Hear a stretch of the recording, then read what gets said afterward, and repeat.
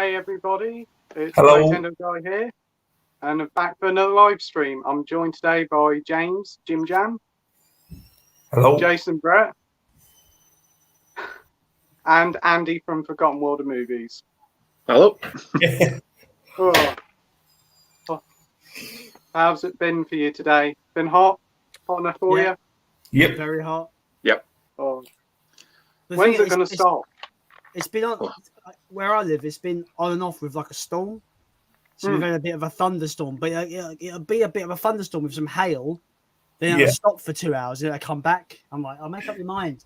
Jesus. It actually did rain about a couple of hours ago, but now it's bright and sunny. I thought it was going to thunder, but no. It's too hot. That's all I'm going to say. Yeah, it's way too hot. As soon as it gets cold, the better. Autumn is the best season. Yeah, it is the best season, definitely. First up, we've got Marshmallow Mike. Hello, men. Are you going to watch the Olympics? No, not for me. I'm not really interested. No. Is this guy a troll? I think he is, He was on my stream. I think he is. I think he was on Leon's stream when I was on Leon's stream on Saturday. What they like to do, these trolls, they like to ask regular questions, but then after a while they start just bombarding with bullshit. Yeah. So. Yeah, I've noticed that. It's unbelievable the amount of crap you get sent. First up, we have Paul Tams. What's going on, guys? This stream literally gets me through the last 2 hours of work whilst I chill upstairs. Brilliant. Oh. How are you doing, Paul? Really enjoyed your stream on Sunday night. That was great. Yeah, he's got a great channel. Yeah, he is. Got a really good channel. Next up, we have Jules is in the house. Hello, Jules. Hello, Jules. Hi, Jules. How are you all? Very hot. Yeah, very, very warm today. Sweating. Yes, unbelievable. Next up, we've got Richard.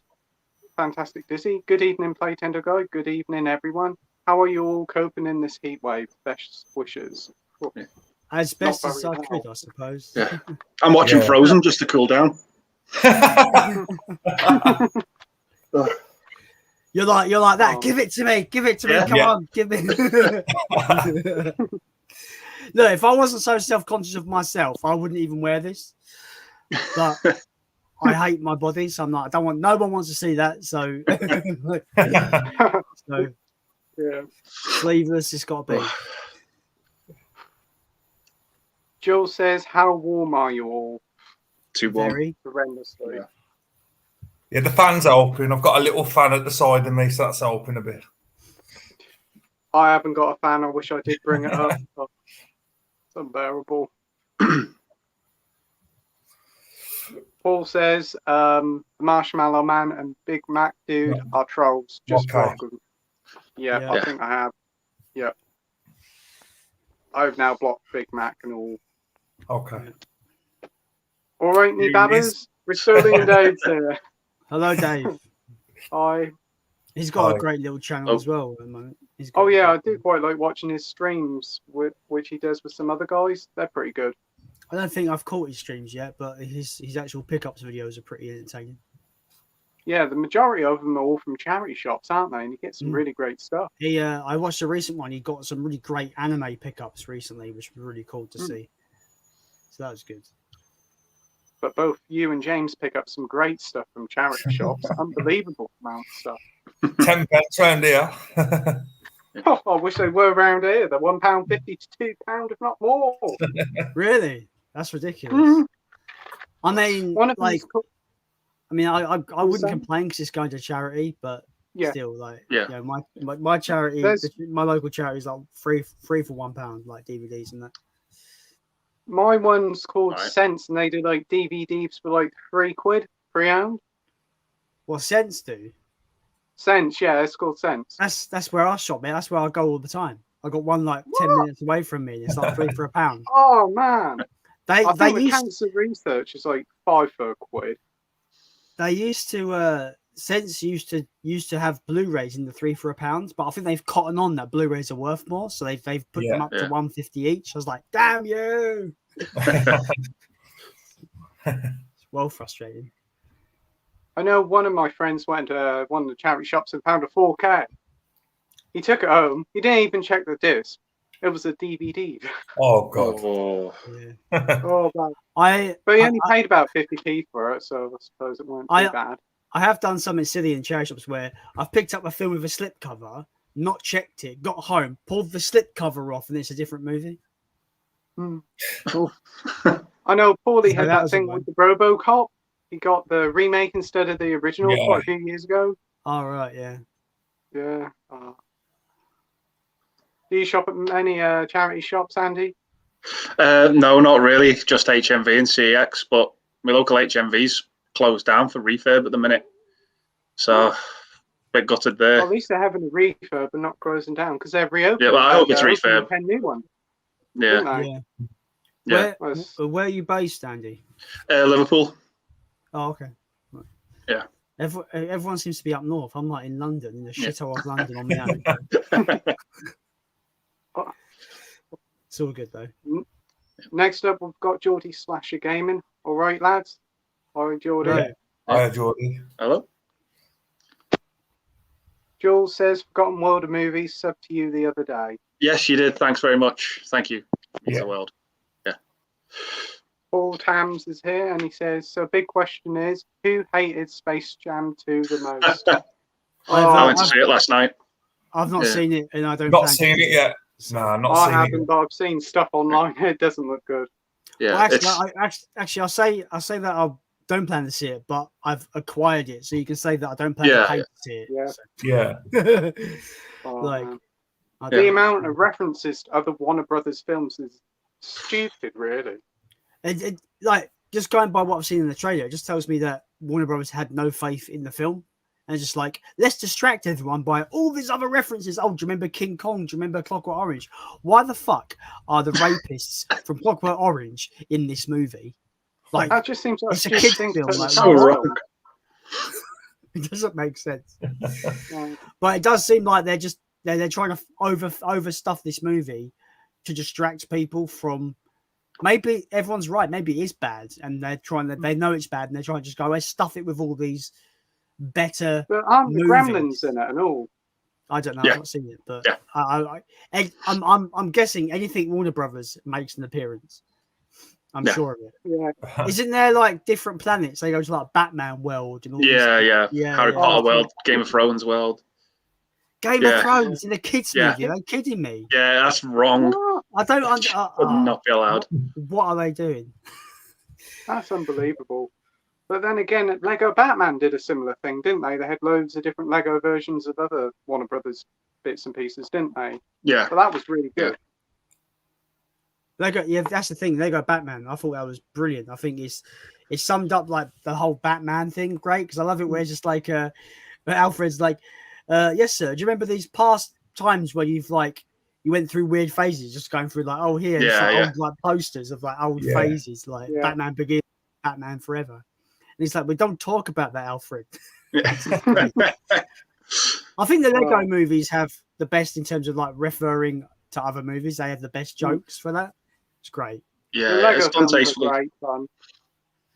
Yeah. James has a fan. Yeah, Jules is my fan. Yeah, Jules is my fan. Number one fan? Question mark.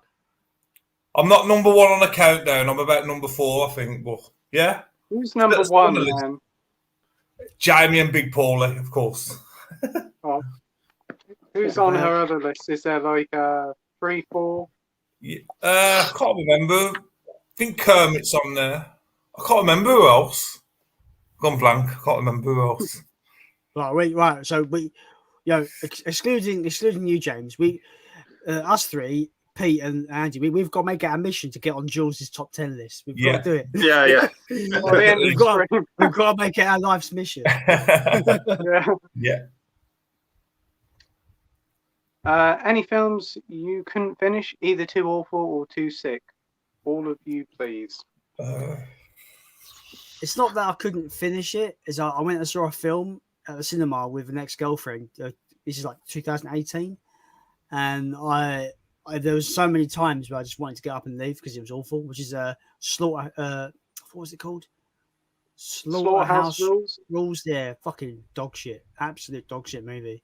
And I could have just walked out because the trailer made it look like a cool kind of 80s-esque monster movie. And it just wasn't that. It sort of was, but it was that, but like as bad as possible. As bad as it could be. And I just like, me and my girlfriend walked out and I was like, well, that was crap. She's like, yeah. So we both agreed it was crap. So that was hard to get. That was hard to sit through. I could have just easily just walked out and was like, well, that's 10 quid gone. I didn't care.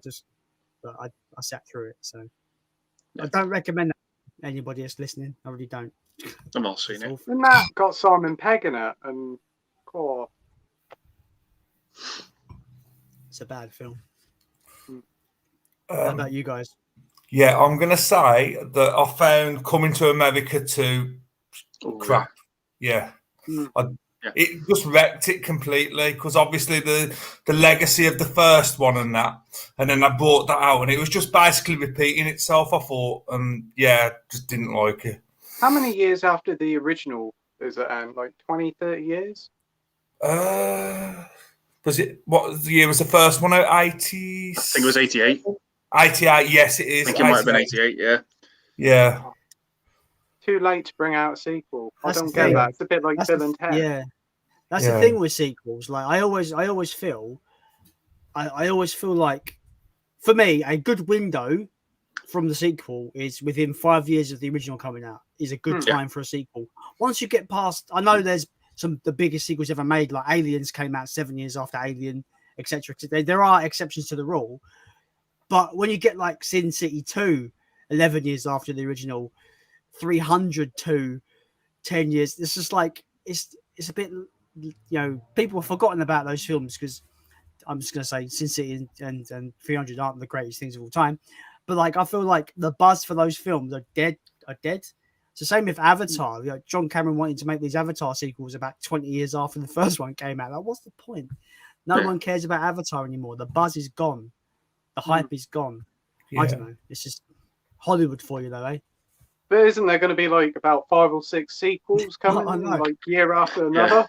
I know. It baffles my brain on why he wants to do that. The first Avatar came out in 2009. He could have easily got a sequel out by 2012, and he could have got sequels out every couple of years, and it would have been fine. You would have still had the hype train going for that. But it's gone way too far now. It's silly. Yeah, he needs to be more. He needs to be more bothered about getting The Abyss and True Lies on Blu-ray. Pissing about with Avatar. Isn't there a German release of True Lies though? I'm sure there's a German Blu-ray. I think there is. Yeah. But honestly, I think Avatar's a bit overhyped. It's a good film, but I don't think it's worth all the hype it gets. I really don't like that film. I think I've been on record numerous times. It's not. I think it's a lackluster story, overhyped by the tech that he introduced. The new it's visually stunning, but that's about it. Yeah, that's what it was. What about you, Andy? I don't really have one I've switched off because I try and sit through everything, but I've come very, very close to turning off Pink Flamingos. I don't know if you've heard of that. I've never heard of it. With John Waters. It is the most disgusting film I've ever seen in my life. It is horrendous, some of the shit that goes on in that film. Absolutely horrific. It's the one film that made me ill, like, after watching it. Because I remember the next day I was at like a Chinese restaurant and I just couldn't finish my dinner because I just felt so ill from watching that film with some of the shit that goes on in it. But I take my hat off to the director because that was his vision and that's what he wanted to do. He wanted to make the most disgusting film, so he pulled it off and he did it, in my opinion. But it's a nasty one. It's not for everyone, but it's just gross, some of the stuff that happens in it. For me, it's probably the Keith Lemon film. I didn't watch it all. I watched about 20 minutes of it, and it's awful, and it did make me feel sick. Oh my god, what the heck were they thinking? I've got a funny story about that film. Not that I've ever seen it, nor that I care to see it. But I walked into a charity shop about 2 months ago, and they had a basket just full of Blu-rays. And I almost bought the whole basket, but I just left films that I didn't really care to have. But a lot of the ones that I did buy were for giveaways, right? So I've still got a bunch. And one of them was the Keith Lemon movie. And literally, from what I gather, no one wants that film. So I'm stuck with that film on my shelf because I can't get rid of it. Oh, man. Well, shit. I got hordes of them in one of my local Poundlands. I've had them for years. I can't get rid of them. Another one is the Harry Hill film. Though, it's got a nice slip cover. It's got a nice slip cover, though. I can't get rid of it. All right, anybody in the chat, do you want this? Because I'll just send it to you. Whoever wants this, type in the lemon in the chat, and I'll send it your way. There you go. Let's see if someone wants it. Oh my god! It's even got. I think it actually did well at the box office and all, if I remember. Yeah, I think it did all right. Yeah. Yeah. Abomination of a film, though. Yeah. It is. I don't really like Celebrity Juice either. Does that still keep running? Yeah, it's fucking got the Jedwood. It's got them two parasites in it. That's where it belongs.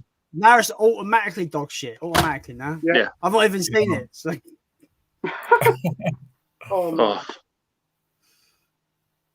Oh, thanks, guys. Appreciate the kind words. Yeah, you got a great channel, Dave. Yeah, very good. Yeah, I've already blocked them, Jules. Shouldn't have no more trouble unless they create any more channels. And they will. Yeah, no doubt. Jason Brett, would you love to talk anime one day with you on a video, dude? Dude, Paul, send me a message over on Instagram. We can figure out a collab. That sounds great to me. Simon Millership. That's my brother. Hello, Simon. Brother. Yeah, he's my biggest fan at the minute. Yeah. Yeah. Just dropping in to see how things are going down. Hope you're all good. Yeah, we're good. Just hot. Really hot. Bristolian Dave says, always check the disc, or you'll end up with a different ghost stories than the one you always wanted from CEX. I remember that. I think he posted. Did he post in the Big Paulie group and he showed the case and then the disc? I'm sure. I've seen that. I've seen some. I think it must have been him because he's mentioned it. Do you know what? No, it's funny you should say that. Did you see my video today? I picked up that Turtles DVD, thinking it was the Nickelodeon. Yeah. It wasn't. It was the classic one inside. 3 episodes of the classic one. It doesn't matter. It's a bonus. Yeah. I've never actually watched that Nickelodeon shop. You go. Sorry.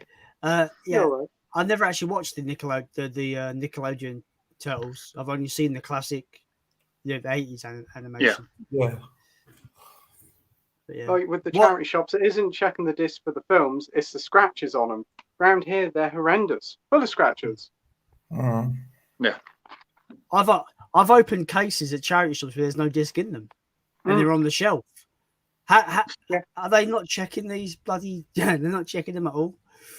Same with games. There was this game here about 10 quid. I opened it up. There weren't no game in it. Took it up to the till, and they didn't really want to know. They said, "Well, you can buy the case for £10 if you want it." I tell you the most frustrating, almost a score that I got at a charity shop. They had the Alien Anthology, which is obviously the first 4 Alien films on Blu-ray in that nice kind of. I've already got it, but I thought this would be great for a giveaway. Right, I picked it up. I was like, awesome. I checked it, and it was missing the 4th movie. I was like, for fuck's sake! Like I've been because I just bought it for like £1. I think it was like £1.50, and I was like, I'll just give this away to the subscribers or whatever. Great giveaway item. Like this wasn't complete. I mean, it's missing the worst in the franchise. I hate Resurrection. It's awful, but people want it complete, and I was a bit bummed out. I was like, oh well. What can you do? The South will rise again. Don't know what I'm doing that for. I've got no guns. I don't know what I'm doing that for. Fuck's sake. Awful. It fell off the back of a lorry, Jason. What did? I don't know what he's talking. What's he talking about? I don't know. I'm well confused. I am. Is he talking about this piece of shit? Probably. Probably, yeah. Alien 4. Oh yeah, maybe. True. Kaz is here. Hey, you four, how's it going? Hello, Kaz. Good. Apart from the heat. Yeah. I think that's the main thing. Kermit was third and Pete was second. Blu-ray Brit. Yeah. Yeah, that's both fantastic guys. Pink Flamingos has Divine in it. Yes, it does. Yeah. Sort of like a cross-dressing actress type thing. Yeah. Divine, I've heard of Divine. Yeah. I haven't. What else has she been in? I've heard of Divine. Been a lot of John Waters movies, like Polyester and Hairspray. That's where I know it from. Hairspray. Yeah. That's probably where I've heard it. Yeah. Hairspray's. I don't think. Kaz says, I don't think you could even pay people today. Keep lemon off your hands. Oh man. You stuck with that one, Jason. Yeah. Oh, I don't know. I don't know. The problem is, but I'm guessing he was first because Jules is underneath him, but they sent the lemon at the same time. Did they? Yeah, 7:49. Both of them are from 7:49 p.m. They sent those comments, but Edward is top. So should I? Shit! Oh no!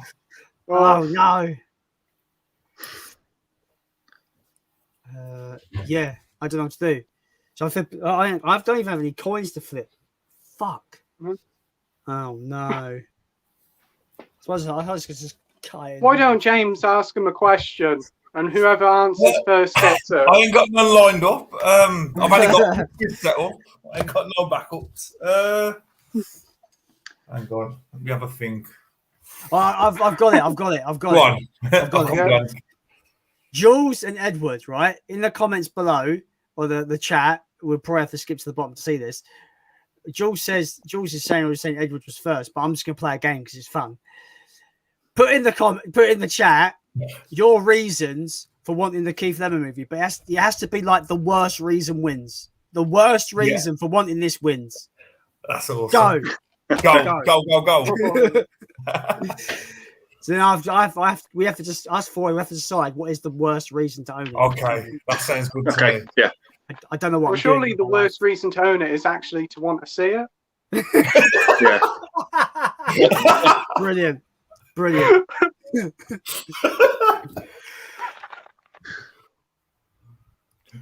Oh god. Oh. It's so bad. It's terrible. I don't know who this fucking critic is though. Oh, it's him. Okay, I'll give up. I didn't realise it says literally the best film ever made that I've starred in, Keith Lemon. For fuck's sake. That's a fucking box quote. Are they joking? They are joking. Yeah, being serious. That's unbelievable. Oh my god. Oh. Jules said she needs some toilet roll.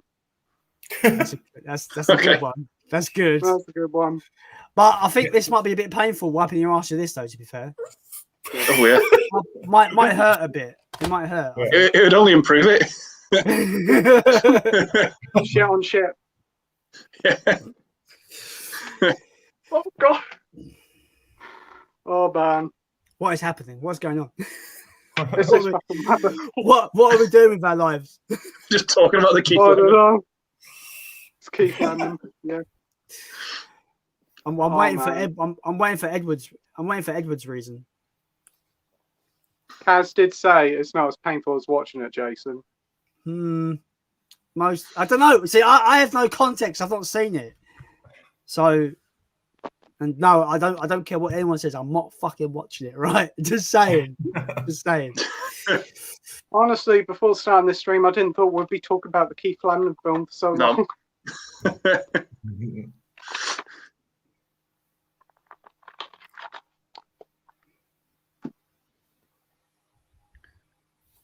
Let's So get have on we? to some of the other comments. Have we skipped any questions?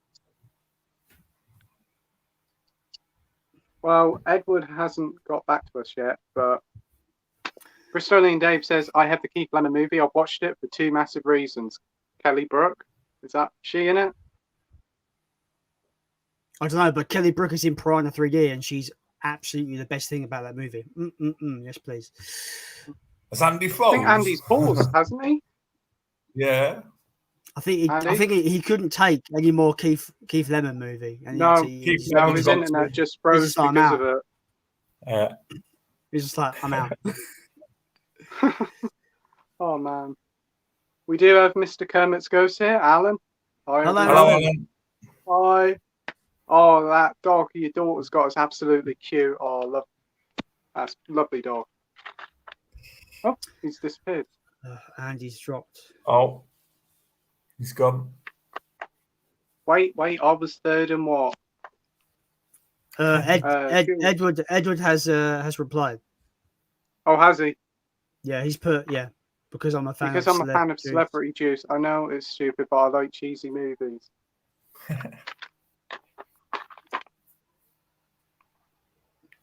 Oh. I mean, I feel like I've got to send it to Edward because he generally sounds like he's a genuine fan, and it's only fair, right? Yeah.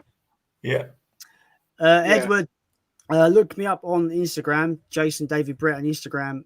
Send me a message with your address, and I'll send it your way, my friend. Nice. Nice.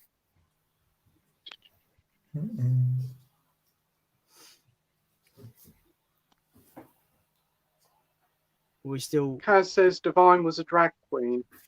I haven't seen Pink Flamingo. Guys, I'm going to have to go for 2 minutes. I'll be back in 2 minutes. All right. Just 2 minutes. Yeah, you're fine.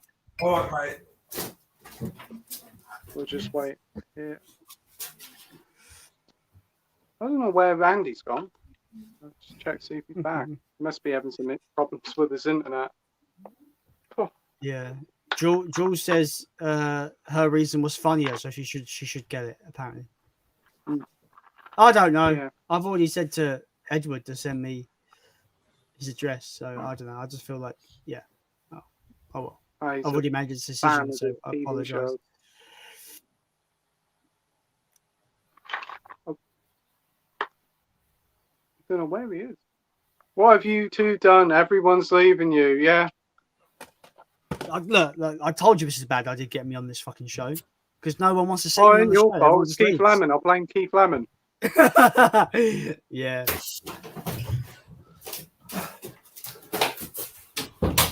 Oh, man. Hello, I'm back. You're back. I'm back. I just had to put the daughter to bed. It's all right. That's all right. We're still one down. I don't know where he is. Yeah. Simon Millership? Yeah. What's the one film you're looking forward to watching but was a total letdown? Mine was The Dead Don't Die. Have you seen that one, The Dead Don't Die? Is that the one with loads of people on? Like Iggy Pop and all that? I'm not sure. I've not heard of that one. It's got loads of references. I think it's got Bill Murray in it. A lot of people were excited for it and it was quite boring, I think. The Dead Don't Die. I think it's like, it's a comedy though, isn't it? It's a comedy, yeah, I right? think so. I think it's trying to be like Zombieland a bit. Like Shaun the Dead a little bit as well, right? Something like that. Andy's here. I've not seen it. No, I haven't. I've seen it about, but hey, Andy, you all right? Sorry about that, folks. It's all right. Wi-Fi's playing up. Yeah, it's got Adam Driver in as well. Selena Gomez. It's a picture of the front cover like a hand or something, like a zombie hand. Yeah. I'm just looking at it now. Yeah, it's got the hand on. It's got like a really big cast on it of loads of famous people. Yeah, Iggy Pop is in it as well. To be fair, I've not seen the film, but I saw the trailer. I thought it actually looked pretty fun by the trailer. That might be one to watch. I think it's pretty cheap now, though, isn't it? It's been out for a little while. Yeah, it's released 2019. Yeah. Thing is, I've got the most obvious question of all. I've got the most obvious answer of all time. What's the one film you was looking forward to, but was a total letdown? That's easy. Star Wars: The Last Jedi. Yep, that's what I was going to say. Utter shit. Yes, it was. Yeah, I agree. I can't hear Andy. Andy's got no sound. Andy, you ain't got no sound. You're really quiet. Yeah. Has he been muted? He's Has he muted himself, maybe? Oh, yeah, he's muted. Yeah, you've muted yourself. There you go. You hear me now? Yep. Sorry about that. It's just playing out. It's got a mind of its own. But yeah, my little mini rant. I was pissed when I left the cinema at Last Jedi. I was angry. I've never been more angry at a film. Yeah. I'll tell you something, I'm glad I never went to the cinema to see it. I got the film when it came out. And you know, like the opening moments when Ray gives Luke the lightsaber and he throws it off the cliff? That's what I want to do to the film. Yeah. I just feel like it's like, especially with like Luke Skywalker was one of the biggest contentions for me. It's like I've never seen a film that basically did character assassination as much as that movie. Literally everything we love about Luke Skywalker was not in this film. It's literally like he was this old grumpy old dude that drink blue milk from a alien cow's tit. Yeah. In the movie. And like that. And also I feel like it just like I feel that the film kind of just like it plays out, but it progresses nothing important. Like nothing really happens in the film. It doesn't progress the plot whatsoever. Nothing's really happened through the whole film. It just doesn't do anything interesting at all. Yeah. No. Ray miraculously becomes like the most OP Jedi of all time just through a montage. A montage! Hell yeah, do a montage! Yeah, you know, and I'm just like, that's why I feel like Ray is. I jokingly put in a comment once that Jar Jar Binks is a more developed character than Ray, and I stand by that. He probably is, and if he was in the Last Jedi, it might have been a better movie for it. Kill me in the comments. The only thing I liked about The Last Jedi was the Porgs. I thought I still think I'd say it's probably the best looking Star Wars film we've gotten. Visually, it was unbelievably good looking. I don't hate Rian Johnson as a filmmaker, but he was the wrong man for the job. And the thing is, he's not the only person to blame. Disney are to blame. They didn't plan the trilogy. They were just like, do what you like. Oh, hi, Rian Johnson. Do what you like. They didn't have a plan. They didn't write it as a trilogy. And that's what another thing was they pushed the films out too quick and all. Year after year, wasn't it? Like we had 2 years, wasn't it? Yeah. Mainline spin-off. Yeah. I'd rather watch the prequels in that trilogy again, to be fair. Yeah. It's bad when they make the prequels look good. Mm-hmm. Yeah. What about you, James? Was there any films that you thought were a massive letdown? The new Bill and Ted. I knew it was never going to be good, but it was really bad. I haven't seen it yet. I'm still waiting for it to go down in price. Yeah. I didn't mind it. Yeah. Yeah. I know HMV did that trilogy Blu-ray and now it goes for silly money online. Yeah. Right, brace yourselves, but I've never seen a Bill and Ted movie. I've only ever seen the first one. I'll leave now, it's fine. I'll leave now, it's fine. Come back.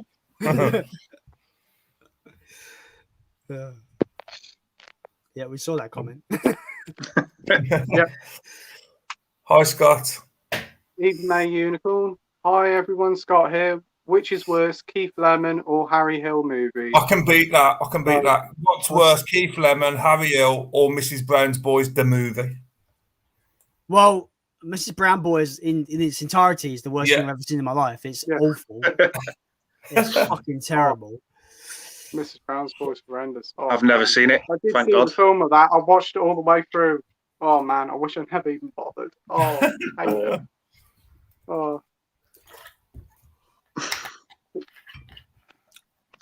I'll watch basically anything, says Kaz. I've sat through the Human Centipede movies, but turned off Keith Lemon. See, I'm a big defender of that first Human Centipede movie. I think it's a great horror film, and people talk about how it's like, oh, it's disgusting, but everything's implied. Nothing's really shown to you. And I just think it's a very suspenseful kind of horror film. I've not seen the sequels. I've heard the sequels are worse. No one's seen it, have they? No, no, I haven't seen it. I know when I was at college, everybody used to talk about it, but no, I never seen it. It was just a film everybody used to talk about all the time. The first one's a great horror film, in my opinion. I've seen the South Park episode with it, but I've not. Oh yeah, I think I haven't. Oh yeah. Yeah. Literally one of the best South Park episodes ever, in my opinion, as well. South Park. It's brilliant. Yeah. Do I eat the strawberry paste or the cuttlefish? Strawberry paste. Okay, Kyle, I will eat the cuttlefish. I'm sorry. That is like supremely racist, but I am quoting in the voice they used. Yeah. A thing from a comedy, so no one can have a go at me. Don't cancel me because I'm just doing it how they did it in the show, so it's fine. Yeah. It's great. That episode's awesome. Low Bowie bass music's here. Hi everybody. Hi. Oh yeah. How are you doing? Hello. Yep. We did go through that. Bristolian Dave is currently uploading new collections video. Looking forward to watching that. I wonder what bargains you got on there. The winky emoji is telling me he's got a good one, so I'm looking. Yeah, I would imagine so. I remember a few weeks ago he had hordes of bags of films he got from a charity shop, and I don't think he'd done all videos for them yet. We do have now the comments have all gone all the way up to the bottom. Magpie Movies, Geordie Paul's here. Hello. No, we actually came back. Hello, Paul. Here we go. That's his first one. The Magpie is here. Wow. Whilst I'm awaiting my lift to go and play footy. If you're still live when I get back, I'll drop in once more. Thanks for joining, Geordie Paul. Yeah, Edward, it is. It's fine, honestly, says Jules. Yeah. Magpie Movie says The Forever Purge, which I watched last night, was good, 7.5 out of 10. But I love all the Purge films. Has anyone of you seen them? I've only seen the I've first not seen any. one. No. Not seen I've any. got more, but I haven't seen them yet. I picked the first one up from CEX. I got it for £1, but I've not watched it yet. Yeah, I got all mine from Poundland. The franchise is strange because, like, the first one, I gather you kind of know the rough idea, Andy, right? Yeah. Yeah. It's the first one's strange because it presents this really cool concept, this really cool dystopian concept. But yet the first movie, they just give us a kind of an average home invasion film. It's not until the sequel. I've not seen the sequels, but apparently it's not until the sequels until they really show you what's actually going on in the outside world. So maybe it's a series I need to actually like jump on the sequels with. How many films are there? Like 4 or is there 5? I think there's 5 and a TV show, I think. Yeah, because there's one on Amazon, isn't there? Yeah, TV show. Dudley, stop banging.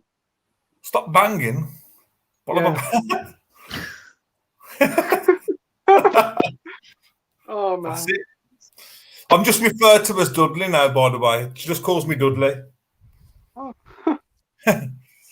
Kaz says, yeah, Dead Don't Die was such a crap. Even Murray couldn't save it.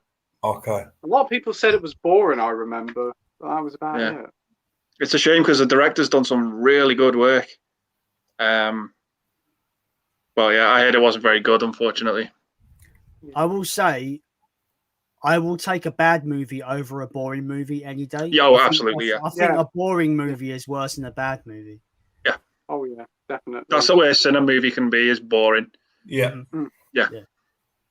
100%. At least with a bad film, it can have some quite entertaining parts. Yeah, absolutely. Yes. Kaz says, it was kind of like movie 43, massive cast and should have been cool, but was a letdown. The only good bits are the bits included in the trailer. Yeah, I've heard that film is like I've seen it on like worst films of all time. This all over the place, like it's bad. Yeah. Jules says, has anyone seen Fear Street? Awful film. The first one, I liked the first one. The sequel was crap, and I've not seen the third one yet. Is that the Netflix one 94, is it? What's that, sorry? Is that the first one 94, is it? Am I on the right thing? Yeah. I started watching it the other night. I haven't finished watching it yet, though, so... It tries really hard to be Scream, that first one. But I thought it was fairly entertaining for what it was trying to do. The problem I have is that obviously it's already been promoted that it goes backwards. Yeah. So the second film is like 78, the third film is 1666 or whatever. I have a problem with it going backwards because I feel prequels are the worst side of the coin to go because usually you usually know what's going on with the first movie. So going backwards, it doesn't really bring any interest or any kind of, there's no mystery there because you already know what's going on. Okay. So that's the big problem with the sequel or the prequel sequel, whatever you want to call it, is that it was just uninteresting to me. So I'm not really looking forward to checking out the third one because it's a prequel to the prequel. So I'm just like, it's going to be even worse for me. Yeah. But Jules, are they doing some more of them? I heard somebody said they're doing some more of them. Well, from what I've read, they're in an adaptation of the R.L. Stein books because he did Goosebumps and he also did a Fear Street series as well. Oh, yeah. I thought I recognised that name. Yeah. Kaz wanted to watch them, and Richard could not get into those films. That's fair.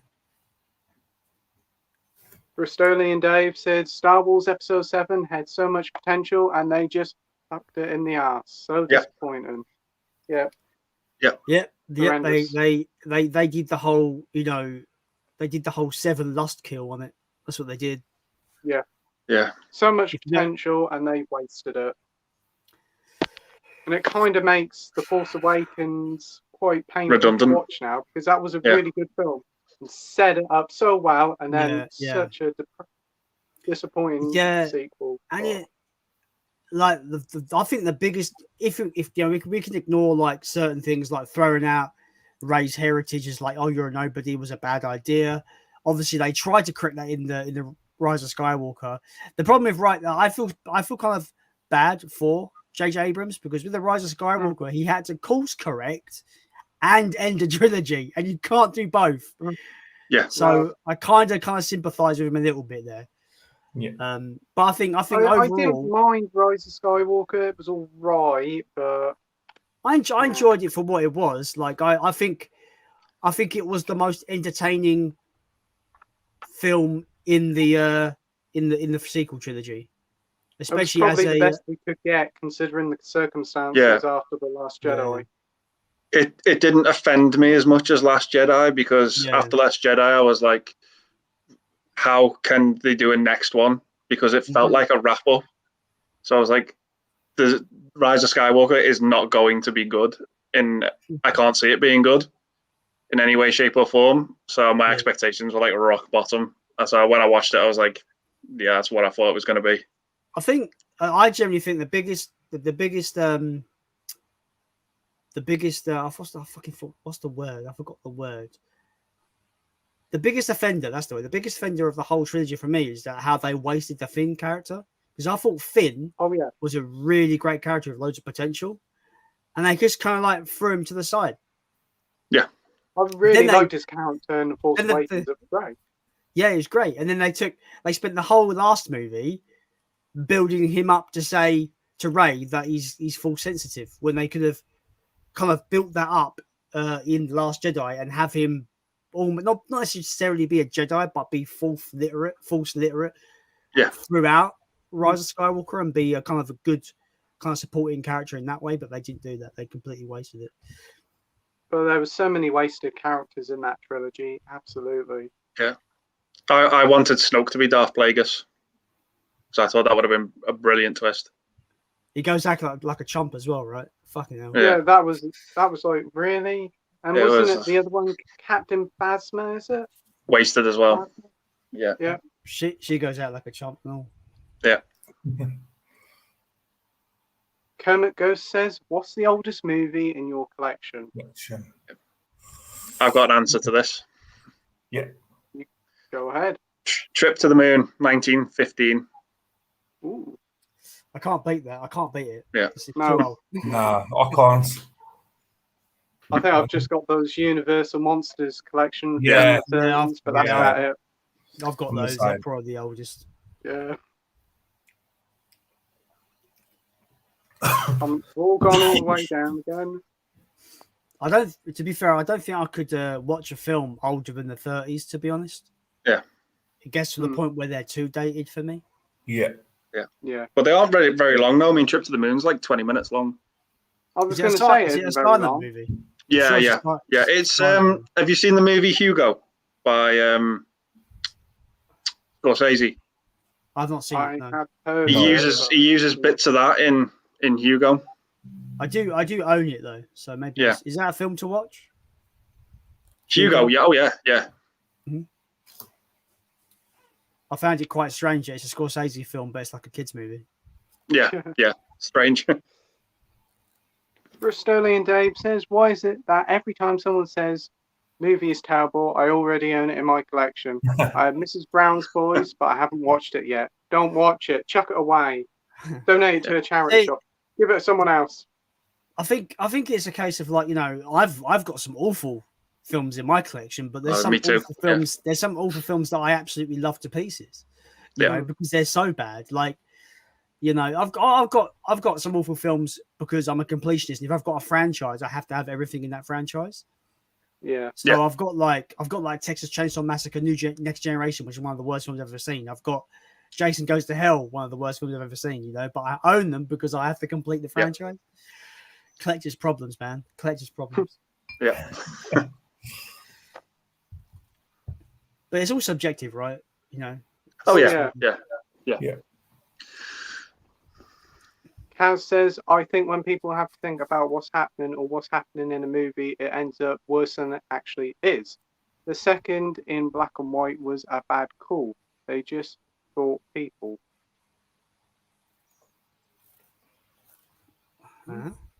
I don't really understand what that comment is, if I'm honest. No, I'm struggling. What happened in a movie that ends up with second in black and white was a bad call? They just Human Centipede, is it? Maybe, I don't know. Oh yeah. That's right. Yeah. The second one wasn't that in black and white. The second one. Yeah, the second one is. I've not seen it, but it is in black and white. Yeah. Sometimes it's like a artistic decision by the directors and that. I don't really know what black and white adds to a film in the modern age, to be honest. No, I don't really, because they did like the Parasite black and white, and like the reviewers were saying it's a whole new experience. How?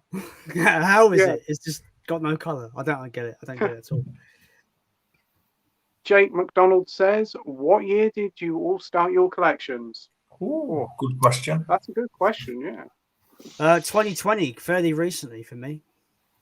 God. Go on, Andy. I'll let you speak. Okay. If we're going back to the days of like VHS, 1993. 93. When I was about 2. Yeah. Yeah. Bought DVDs about 1999. Yeah, I'm going to say about around that time as well, 99. Yeah. Remember the first DVD I owned as well, Airplane on DVD. That's a good film. Yeah.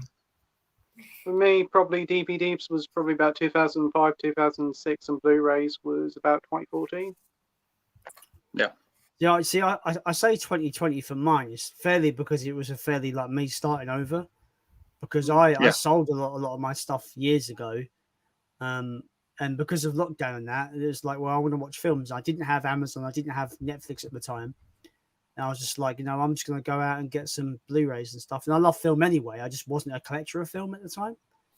And then I discovered similar channels to yours, like actual movie channels. And I was like, that's cool. There's actually a community for this kind of stuff. I didn't know that before then. And then I just started building a collection. And then I got a friend from America that said, you should be in front of the camera talking about all these films you own because you've got a good collection. So I was like, okay. So I just started doing it. And that's where I'm here on the YouTube land. Oh. Kaz says, would be more open to the movies, I think. I think that's to do with the Human Centipede.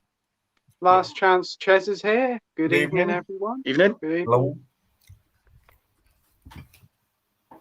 Bristolian Dave says the first Purge was great. It starts as a home invasion horror, then it goes like the Resident Evil series and becomes a bit more action-based. Okay. I really do need to start watching them. I've got them all downstairs. Yeah, me too. Kaz says the Purge series are one of my few that I think gets better with each movie. I can't speak for the Forever Purge yet, as I haven't seen it, but I have high expectations. That's interesting. That's out now, isn't it, in cinemas? Yeah, it's a new one. Yeah, but that's an interesting way of looking at it, because I don't think I've ever seen a franchise that gets better with each installment. It usually gets worse, right? With the majority of franchises.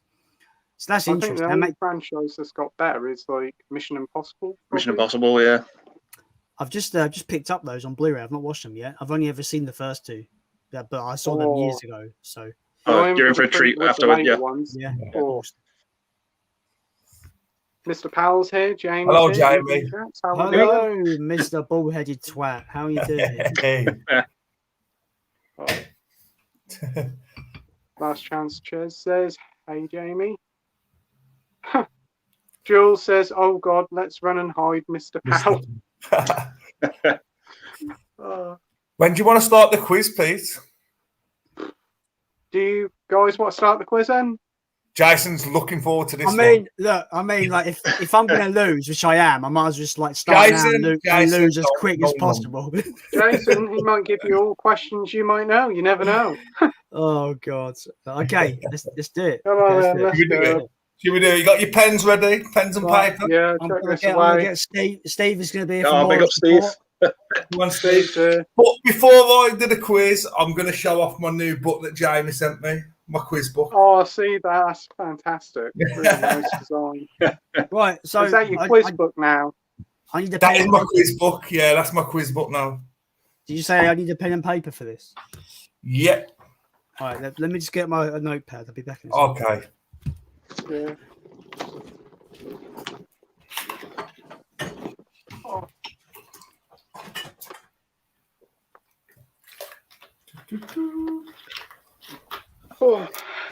Oh, really hot in here. Oh, I wish I bought a fan up here. Oh, I've got a fan, but I don't want to put it on in case it's too noisy. Right, then let me know when you're ready to begin and I'll start. I'm ready. Yep. Yeah, I'm ready. You ready, Jace? Nearly. Yeah, let's go. Let's do it. Let's go. All right, and question number 1. What was the film Billy Elliot about? What was the film Billy Elliot about?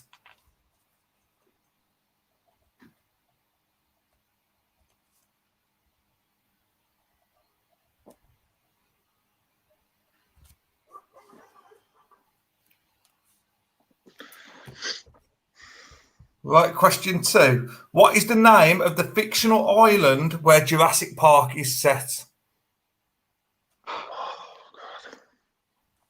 Oh, man. Check. Question 3. Who played Obi-Wan Kenobi in Star Wars Phantom Menace?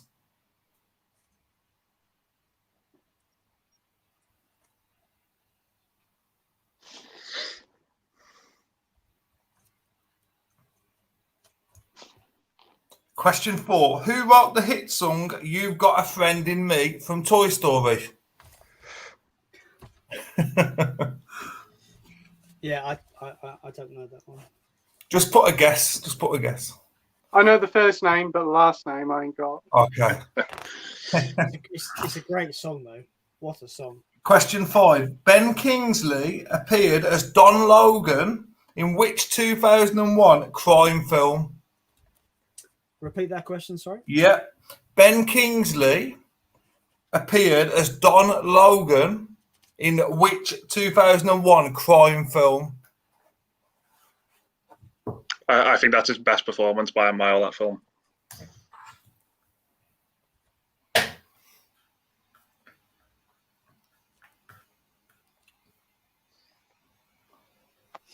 Question 6. Who played the unsinkable Molly Brown in Titanic? Repeat that, sorry? Who played the unsinkable Molly Brown in Titanic?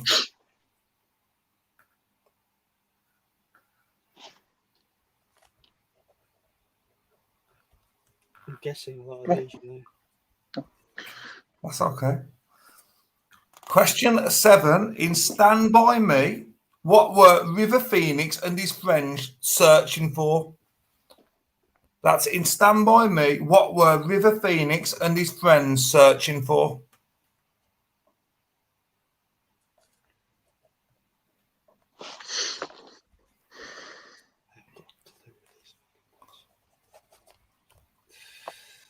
Question 8. What was E.T.'s favourite candy?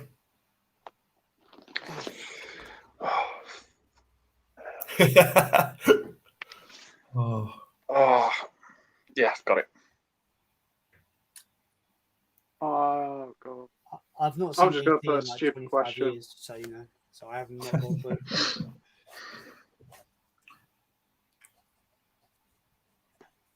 Right, question 9. What was the first horror film nominated for a Best Picture Oscar? What was the first horror film nominated for a Best Picture Oscar?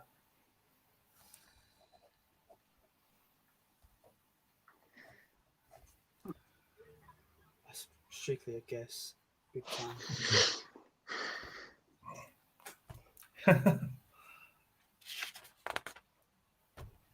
And question 10. Where does Friday the 13th take place?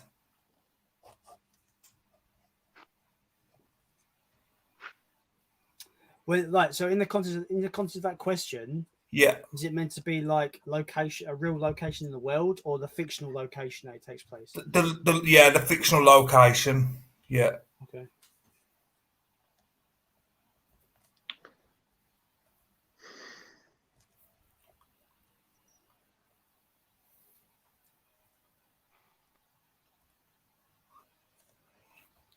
And we're going to move on to round 2 next. Round 2.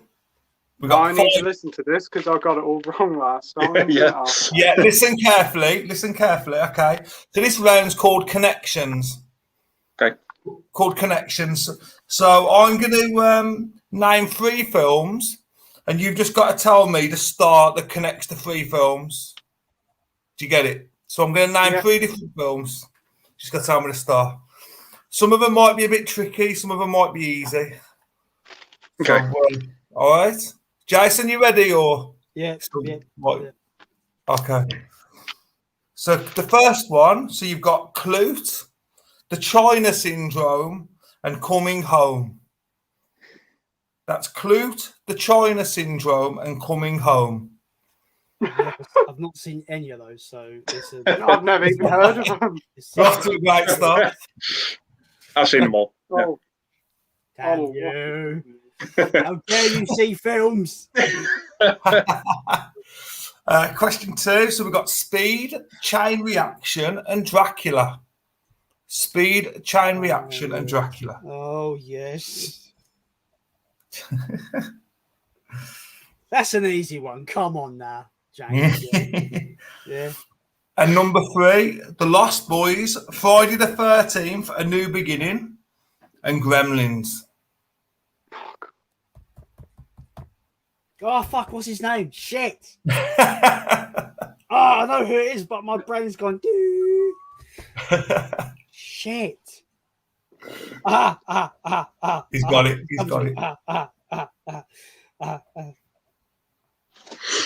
Right, I have a quick question, James. Yeah. You're not basing our answers. If I've spelt their names wrong or the answer's wrong, you don't base it on spelling, do you? No, not at all. Not at all. Right. I know what you mean. Yeah. Okay. So the next one, question 4, we got Rob Roy, The Haunting 1999, and A Million Ways to Die in the West. I've not seen any of those films. I've seen them all, sorry. And the last one, question 5. So it's Complicated, Sergeant Bilko, and Mixed Nuts. Repeat that, sorry. So it's Complicated, Sergeant Bilko, and Mixed Nuts. I have no idea. I'm out. I think Andy's got this, I think he's gonna. Oh yeah, he has definitely got this. Andy looks like he's done good. I hope so. And we've got one last round this week. I've done an extra 5. Okay. Oh, so brilliant. this one, It's just UK release dates. What years the film come out? So I'm going to name a film and just got to put a year it come out. Sorry, so is this round 3? We're on round 3 now. Yeah, and this is the last one now. This is it. Oh, okay. Round 3. Okay. So the first film, what year did Anaconda get released in the UK? Anaconda.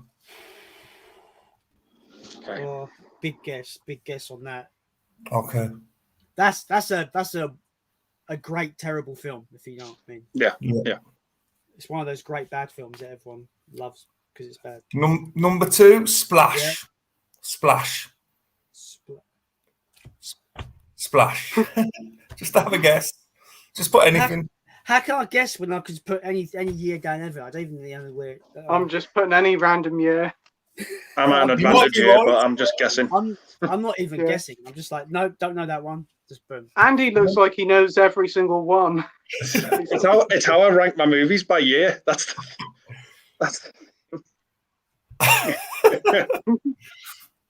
Question 3, Ghostbusters 2. Ooh, when did that come out? I'm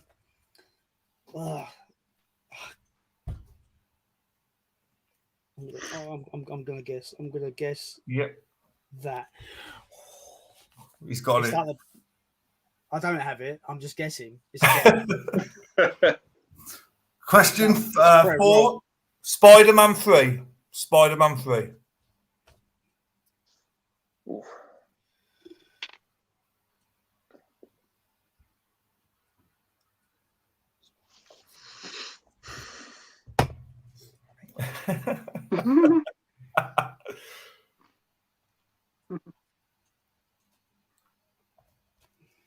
And question 5, Mean Streets. Mean Streets.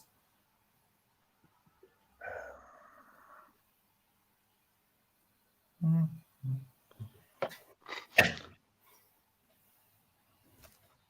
guessing, taking a big guess. Yeah, it's complete guesses this week again. Yeah. You never know. Your guesses might be lucky. Are you ready for the answers? Are you going to mark your own? Yeah, you're going to mark your own questions? Yeah. Should we have a guess at the answers first? Yeah. Yeah. We'll have a guess. What we're putting down, yeah. Right then. So, question 1: what was the film Billy Elliot about? I've put down a boy ballet dancer. Am I right? That's what yes. I put the Miners' Strike and Ballet. Yeah. All right. Did you put that as well, Pete? Yeah, I did. Ballet dancer. Who's the boy? Yeah, that's right. Everyone's got that one. And well done. So is that 1 point? 1 point. 1 point. Yeah, 1 point. So, what did you put for question 2? The fictional island where Jurassic Park was set. Isla Nublar.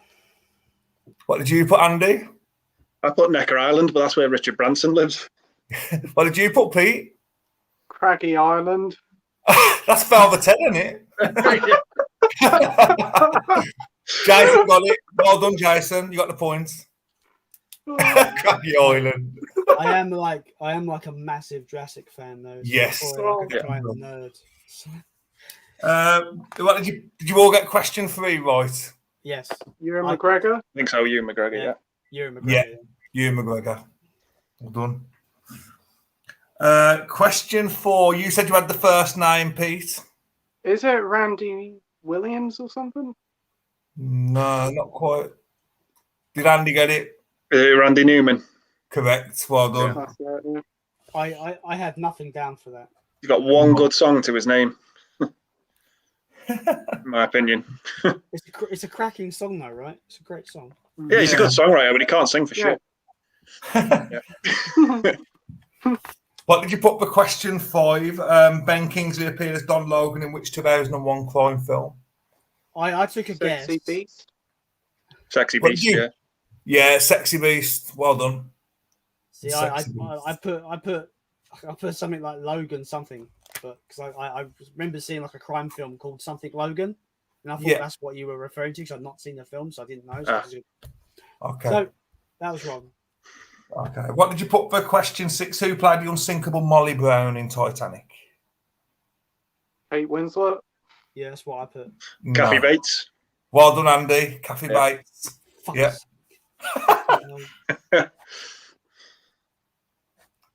Question 7 in Stand By Me. What were River Phoenix and his friends searching for? I put dead body, but bear in mind I've not seen that film in like a year. Yeah, it was a dead body. Yeah, dead body. Oh, finally got a point there. Now, this is next question. Have you all put the right answer? Let's see what you. I hope so. I've guessed. Well, I haven't. I definitely know I haven't. I've guessed. I think Andy's got this one. I put aliens. I put Michael Jackson.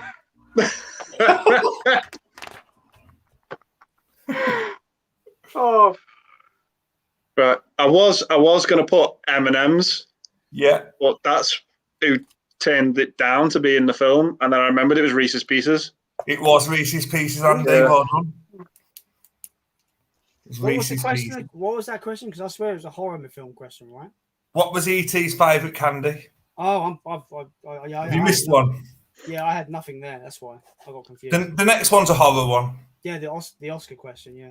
Yes. So, what did you all put for the first horror film nominated for Best Oscar Picture? I put Aliens, but I know it's wrong. So. No. I put Bram Stoker's Dracula. No. Now, what I put, I knew it was nominated. Yeah. And it should have won, in my opinion. But I don't know if it was first. And I think it's The Exorcist. No, it was Silence of the Lambs. Silence of the Lambs? That was 1991. Yeah, that's what it was. Silence of the Lambs. Yeah. Oh, to win Best Picture would be nominated. Yeah. To win.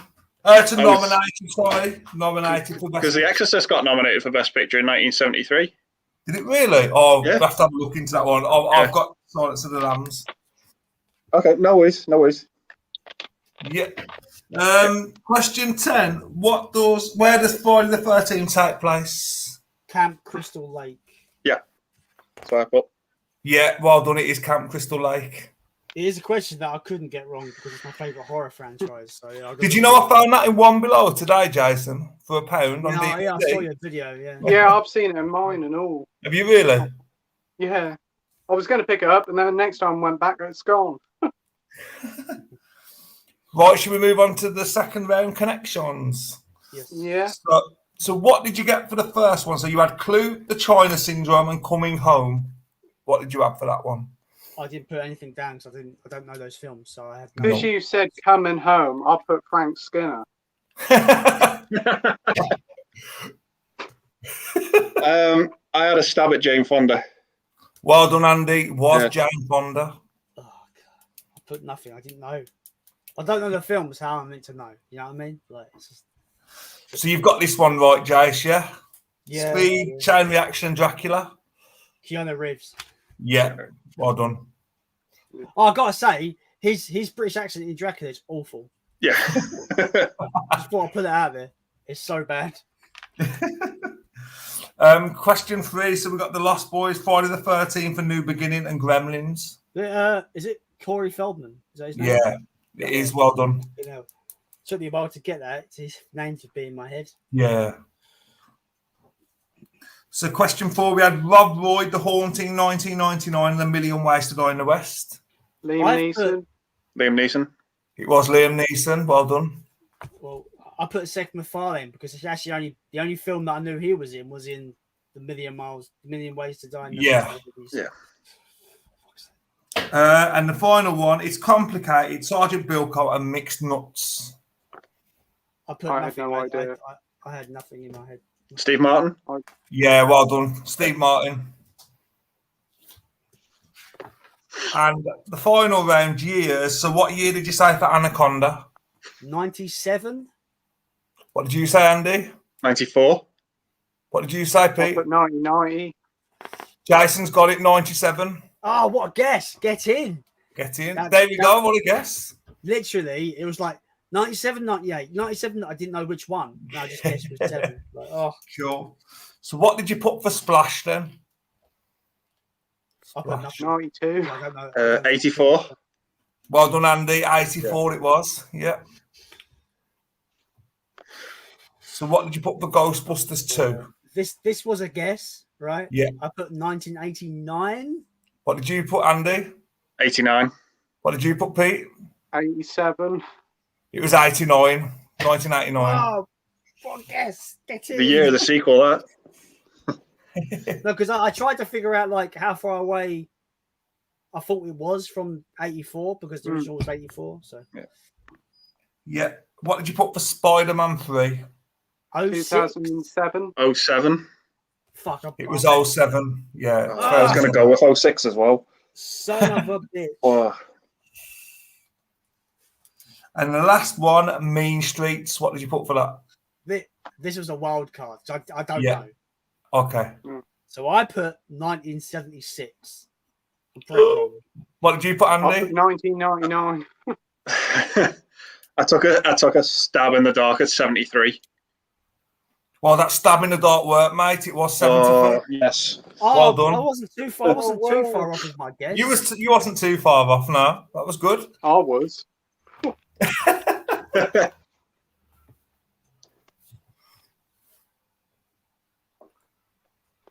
So how many did you all get? Go on then, let's see the scores. Andy must have got 20 out of 20. 17. Well done. I got 9. Yeah. 9. Well done. I got 8. Well done. I'm not lost. Get in. Yes. Oh man. Well, that was brilliant, that Jim.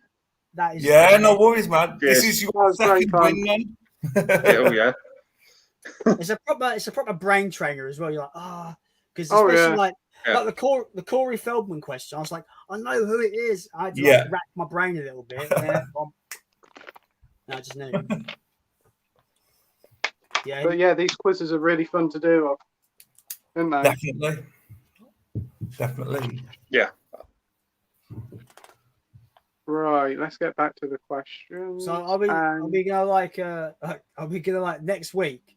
Because we should like I think you guys should bring back like other winners of the quizzes and have like winner versus winners. So it's like you get right to the end of like 2 months from now. It's just like the winner of the 3-month quiz and still Universal Champion. Because next week we've got World of Movies. Yeah. Next week we've got John and we've got JT at movies, haven't we? What John?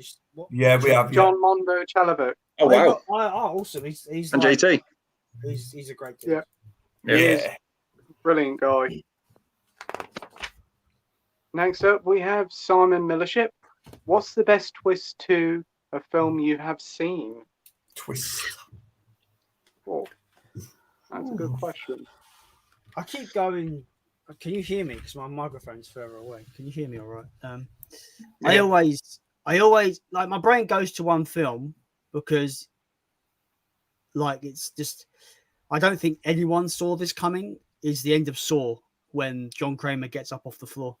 Like I think that was just like what the actual fuck is going on, you know. I think that's probably the biggest twist where I just like lost my mind a little bit. For me, yeah, it's a good ending. That's better. And for me, probably when I was a kid, it was like Star Wars Episode 5. I Am Your Father. Yeah. Yeah. I can't think of one. I will argue that Star Wars twist is probably the greatest twist in cinematic history, in my opinion. Yeah. But the one I go to is the Saw one because I don't really remember being surprised by the Star Wars one growing up, but I do remember the Saw ones. That's why I picked the Saw one. Yeah. What about you, James and Andy? I can't think of one at the minute. I'll have to have a think. I don't know. That's a really good question, actually. It is. For my brother as well. I know. I talked about it last week, but I'd have to say Sleepaway Camp. But probably a modern one that it's not really like a big twist, like oh my god, it changes everything. But one that really surprised me was Spider-Man: Homecoming. When you find out who the Vulture is, Okay, yeah. You know, where it's like I didn't see it coming, if that makes sense, but it didn't like pull the rug from under me. It's one of the best scenes in that film is that car ride. Yeah. Oh yeah. It's brilliant. Yeah. The suspense for like the whole scene. Yeah. He was great in that film. He's played a bat, he's played a bird, and he's played a vulture. Yeah. Kaz says, I have Cleopatra silent film in storage. That is from 1912. Wow.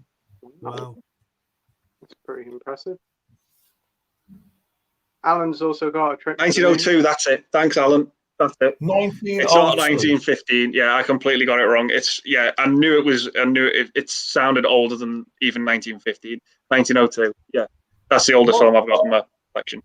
What is how far does film go back? Because I think that is literally like the first film. I've got a book, 1001 Films to See Before You Die, and it's the first one in there. Oh, okay, cool. But yeah, it's not very long, is it? It's only about. I think it's like 20 minutes max.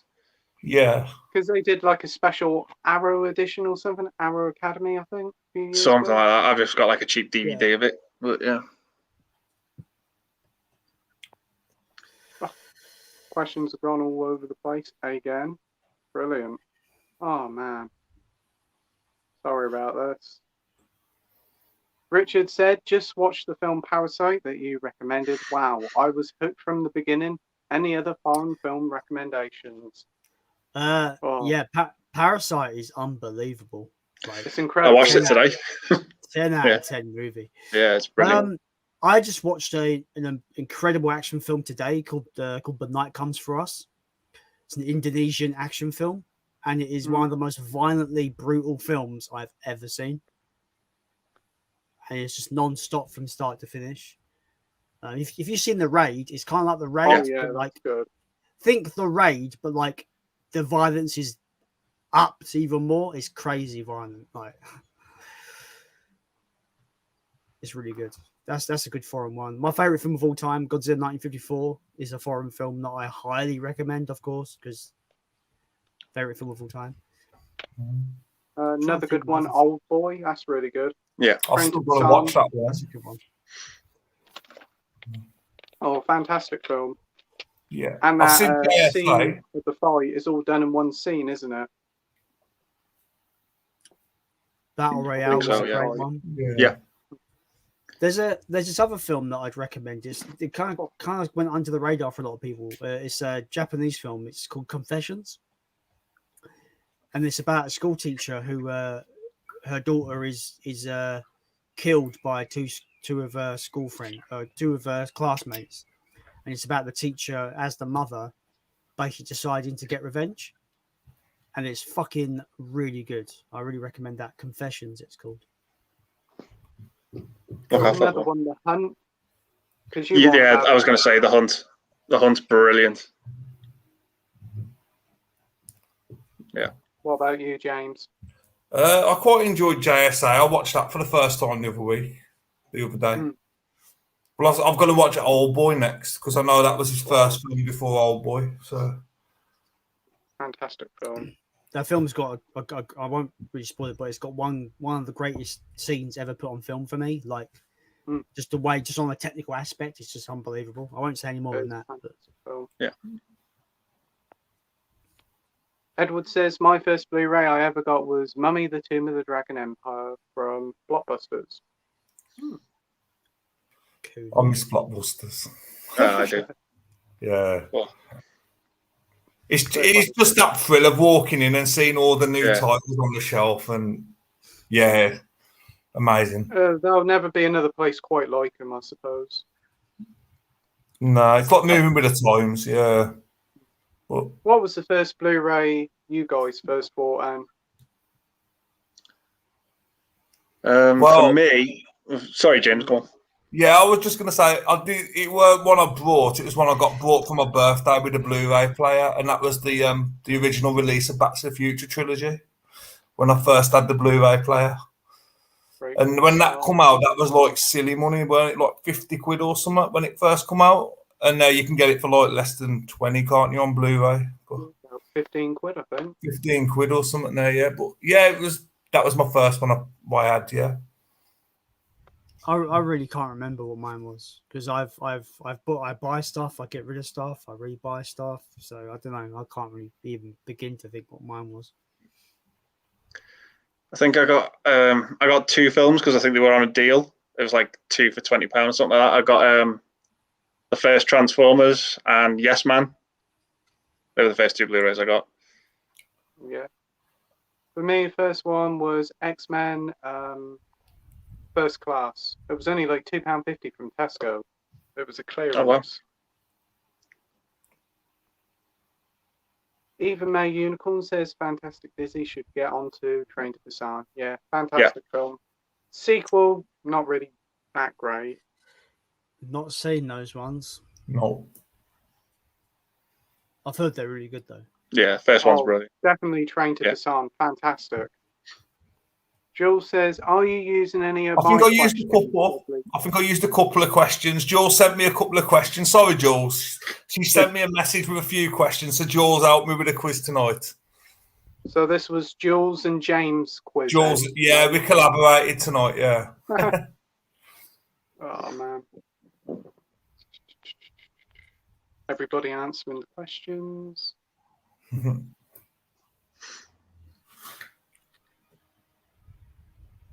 I think that's just, more questions, answers, should I say. Oh, man. Man, so many answers. Everyone's in the quiz tonight. Yeah, everybody is. Oh, man. I put word out, Pete, that's why. I put word out when I was doing a quiz. That was absolutely brilliant. Yeah, Kaz says that was fun. Haven't joined in like something like this before. We're doing it each week. Yeah. Alan says that was fun. It'd be great to get Alan on one week. Definitely. I'd have to make the quiz extra hard. Oh yes, he's got hordes of films, man. Yeah. Jules asks, "Is Jason going to Birmingham?" Unfortunately, not. No. I don't really have the money to do so, and also my band has a gig on the 14th of August, so it would have been smack dab in the middle of that kind of weekend. So that makes it pretty much unattainable, really, to do it. If I'm honest. So you're in a band then, Jason? What, you play the drums, don't you? Yes, sir. What's the biggest crowd you've ever played for, Jason? Just out of interest. Maybe about 200 people, most. Wow. Probably. Wow. Cool. What sort of music do you play? Heavy metal? Kind of like my band is kind of a mix between like punk, grunge, metal. It's kind of a bit of a mix of different elements. Yeah. We're called Alteration, and this next year would be our 8th year, I think, as a band. So we put out a debut album out in 2019, which unfortunately was in the back end of 2019. So when the pandemic happened, we had loads of gigs lined up that were immediately cancelled. So all of our kind of the momentum for the album release was completely just destroyed. Yeah. So right now we feel like we have to kind of build that reputation again and kind of build our credibility up. So the pandemic's kind of ruined a lot of our kind of momentum, but we're gonna get back in the swing of things and definitely kick ass again at gigs. Even May Unicorn, how long have you been a wrestling fan, Jason? 30 years for me, but finally got fed up this year. I've been on and off for a good 20 years, maybe. So I started watching around the 2003 mark. I was introduced to wrestling around 2003, not by what was on TV, but my cousin was really into it at the time. And he showed me some old stuff from the 90s, the late 90s, like what people consider to be the good stuff. So I watched stuff like The Undertaker versus Kane in the Inferno match. a lot of these classic matches. It got me into like the characters and stuff. And then I started watching it on Sky TV. And then I was hooked for a little while, but then my dad had to cancel Sky TV, so I had no way of watching it. So I didn't watch it for 10 years. And then a few years ago, maybe like 2018, 2017, something like that, I got really back into it, and I've been back into it since. I just find it really, really entertaining. I've got a family friend who always comments if I post something about wrestling. He always comments and goes, it's fake, right? And I'm just like, well, yeah, like, but it's entertaining. Movies are fake. You like movies though, right? Yeah. That's my answer to that. But yeah, I still have fun with it. It's I don't consider wrestling to be as good as it used to be, but I think it's still fun.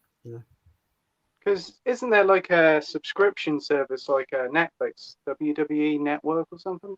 Yeah, it's £10 a month. Yeah, because my friend does that. He always watches wrestling. Next up is Jamie. The Night Comes for Us is awesome. Yeah, it was unbelievably good film. Like, really good. Cheetah says, came here to see your haircut, Playtendoguy. Well, it won't be cut this week because my hairdresser's been pinged. She's got to self-isolate. Oh, God. Ooh. So it's still growing quite long. Oh, man. It's unbelievable, especially in this weather. Did you ever think about... Do you ever think about cosplaying as Kylo Ren? Because I think you'd nail a Kylo Ren. You've got the Kylo Ren look going on, Pete. Really? Oh,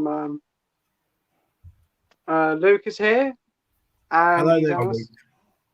How's it going? I'm here watching. Thanks, Luke. Hope you're enjoying the stream. Alan says there were a few short clips that were made in the 1890s, but they weren't actual films, just sequences. There was sports fights filmed in the late 1800s as well. Ooh. Very interesting. Nice.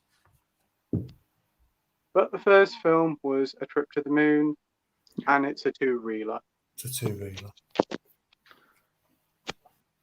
The film fight was a boxing match in 1897.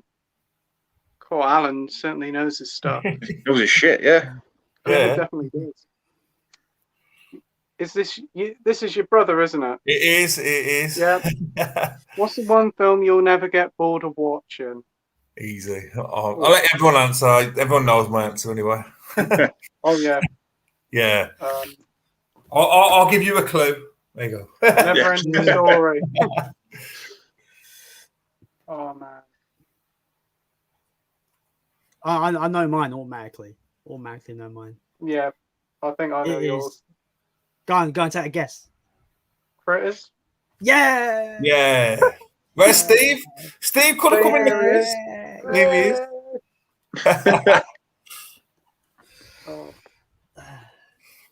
is. Steve approves. Probably the original Star Wars trilogy. I sit and watch them all the time. Yeah. Probably Boogie Nights for me. Oh, Boogie Nights. I love that film. It just the bit with the scene with Alfred Molina is just fucking brilliant. Oh, I love that scene so much. I've not seen that film. I'm sure. Oh, it's brilliant. It's on the premium collection from HMV, right? I don't know if it is. No, I can't remember seeing it on there. You can get it dirt cheap on Blu-ray though. Amazon, can you? I think so. Yeah. That's £7. Like one of them £7 ones. Yeah. Yeah. What's it called? Boogie Nights. Boogie Nights. Yeah. Mark Wahlberg. Oh, okay. Oh. I think it might be on the premium collection. If I'm sure, I think it might be. I could be wrong though. Yeah, it's about 3 hours long, but not 1 second of it drags for me. Same with The Wolf of Wall Street. I can probably watch that on repeat. I never get bored of watching that. I have yet to seen that one. Oh, that's brilliant. Good. When it comes to a film that's really, really long, that I feel like is just engaging from start to finish, I'm probably going to throw out Seven Samurai as a film for me. That I just think every second is great movie. Oh. I've got the steelbook of that. Oh, I love that film. Yeah. Luke says, damn it, I missed the quiz. Don't worry, there's always next week. There's always next week, Luke. Yeah.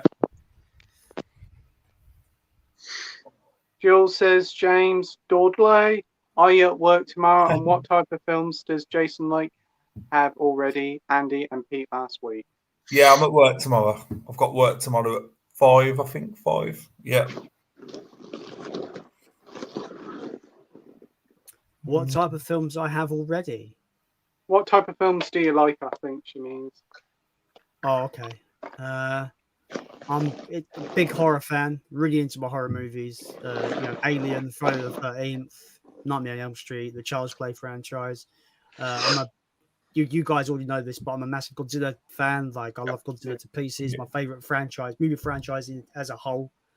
35 movies, and they're all fun in their own way. Yeah, but people, I've got like an endless recommendation list where people just keep recommending movies. I'm just like, I'll jot that down. Yeah. So like, yeah, I'm into all sorts. There are a few genres that I tend to just kind of like not really care about. Like, I don't really care about comedy that much. Comedy for me, it's got to be the secondary part. So if it's a horror comedy, that's fine. If comedy's not the prominent genre, if it's like got comedy elements, that's fine. I don't like musicals pretty much at all, and I can't think of any other genres that I don't like. But my brain's gone dead. But yeah, horror. I like my action. Love Godzilla. Yeah, I could go on as you do. Jules says Netflix or Prime. Why not both? Yeah. Yeah. Neither for me. Physical media all the way. I did have both last year, but again, I prefer physical media too. Yeah. I prefer physical media, but there is some, obviously, like, there's a lot of Netflix content that you can't get physically. Yeah. So, and I like the streaming services because it's a way of discovering films that you've not seen before, and then I can go out and purchase the physical. So that's why. The only problem is there's too many streaming services. Yeah. Oh yeah, 100%. Like, definitely.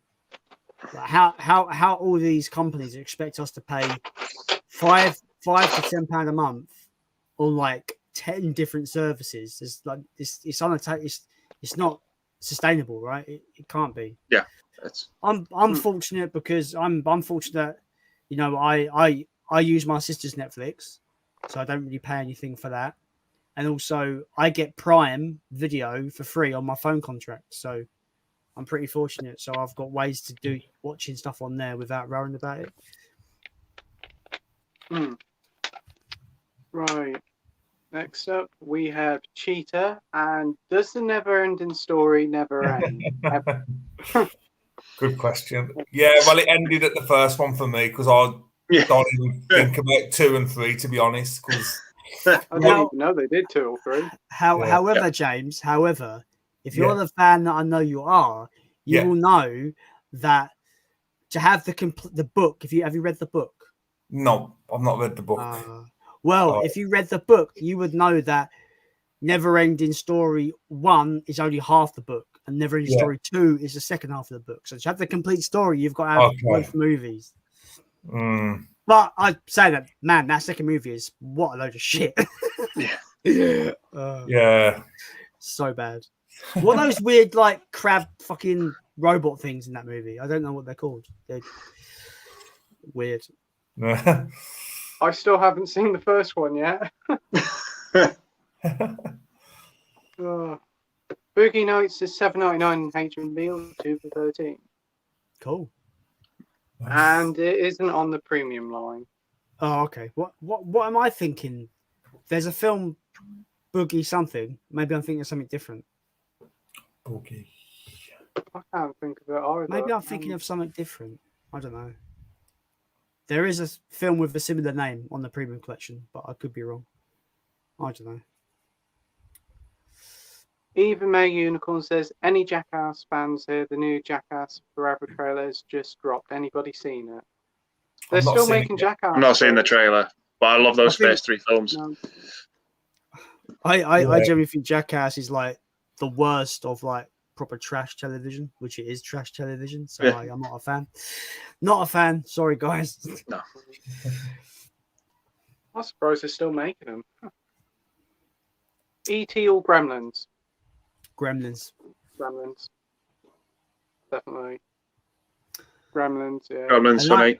And I have the rare opinion that Gremlins 2 is a superior film to the original. And I stand by that. Yeah, it is a very good film. Yeah, they're both great. Yeah. Yeah. Jamie says, what's your favourite Disney film from the last 10 years? Mine is Zootropolis. Saw that 3 times at the cinema. Okay, I'm just gonna be very, very, very boring. I'm gonna say Cruella because it's incredible. I loved it to pieces. It's very good. It's definitely the best film out of the live action era that we've had recently. Mm-hmm. It's the best. Like I thought Lion King was bland and emotionless. Yeah. I've not seen Jungle Book, so I can't comment on that. I didn't think Cinderella was very good. I don't know why everyone bums Beauty and the Beast for. I didn't think that was very good at all, to be fair. So I don't know. I think Cruella's probably the best thing that is strictly Disney they've put out in 10 years. I'm not counting the Marvel stuff and not counting nothing like that. Yeah. I quite enjoyed. Sorry. Yeah, it was. I quite enjoyed Coco, to be honest. I thought Coco was a good film. Yeah, it's good. I like the story behind it. Yeah. Is that to do with like the Mexican Day of the Dead or something? Yeah, that's right. Yeah. I massively enjoyed it. I think it just fits in the criteria because I think it's about 9 years old. Wreck-It Ralph. Yeah. Oh, yes. I had a blast with that. That's great. That is great. Yeah. I haven't seen the sequel yet. But I've got Not as good as the first, but yeah, it's all right. Luke is here. I finally got around to finishing Signs last night after trying to finish it for a while. I just kept going to sleep watching it. But now I've watched it and it was really good. I haven't seen it. There's a bit in that film that makes me shit myself every time. I know it's coming. Is that the M. Night Shyamalan film, is it? Yeah. Yeah. Yeah. I've not seen it, so. I'm not the only one for a change. Tom Cruise or Mel Gibson? Tom Cruise for me. Yeah, Tom Cruise. That's a tough one. See, it's funny. It's just I'm trying to figure out like basing it on person, Tom Cruise. Base it on the films they've made or been in. Yeah. Maybe Mel Gibson because he's made like films like Payback, Lethal Weapon, Braveheart. He directed Apocalypto, which is one of my favorite films ever. But as a person, he's a bit of a cunt. To put it out there. I don't know. Like, I think it all depends on what context your question is. Yeah. But I think I actually would say Tom Cruise because I think I like more Tom Cruise films. Yeah. Kermit says Tom Cruise. Yeah. Top Gun, yeah. Really enjoyed that. Great film. Oh, yeah, that thing. Soon, Kermit, soon. Obviously, they're talking to each other. Yeah. We're currently at the end of the comments. Any more questions? Please pop them in the comment section down below. So, what are your plans for the rest of the weekend, guys?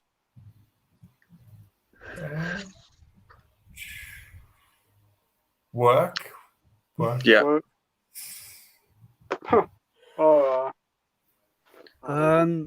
I have band practice tomorrow, and hopefully Thursday and Friday, me and my friend are planning to have a Halloween movie marathon at his house. Wow. That'd be good. So that I've yet to watch your Texas Chainsaw Massacre ranking, but it looks good. That franchise declines bad. It's a weird one. Yeah. Literally immediately. Literally the first one's good, then it's just like Yeah, I've never seen a franchise decline as quickly as Texas Chainsaw. Oof. We have Jules saying most beautiful actress. Gal Gadot. She's my cinema Hollywood crush. Yeah, I probably would agree with you there. Yeah. Like I like to think if you're a straight male and you came out of Wonder Woman not fancying the tits off her, then I don't know who you are. To be fair. Yeah. Can't think. Hello. Anyone seen Old this week? Is this that M. Night Shyamalan film again? A new one coming out? Yeah, I think so. Yeah. Yeah. Something about on a beach and they all get old really quickly. Age. It's gonna be all about that twist, though, isn't it? The other day, it looked quite weird. Yeah. It's gonna be all about that twist, though, isn't it? That's what everyone's gonna be talking about because there's gonna be a twist, right? You know. Yeah. I don't rush out to see his stuff. To be fair. Oh, that does look really good, says Kermit. Favorite Halloween movie other than the first one?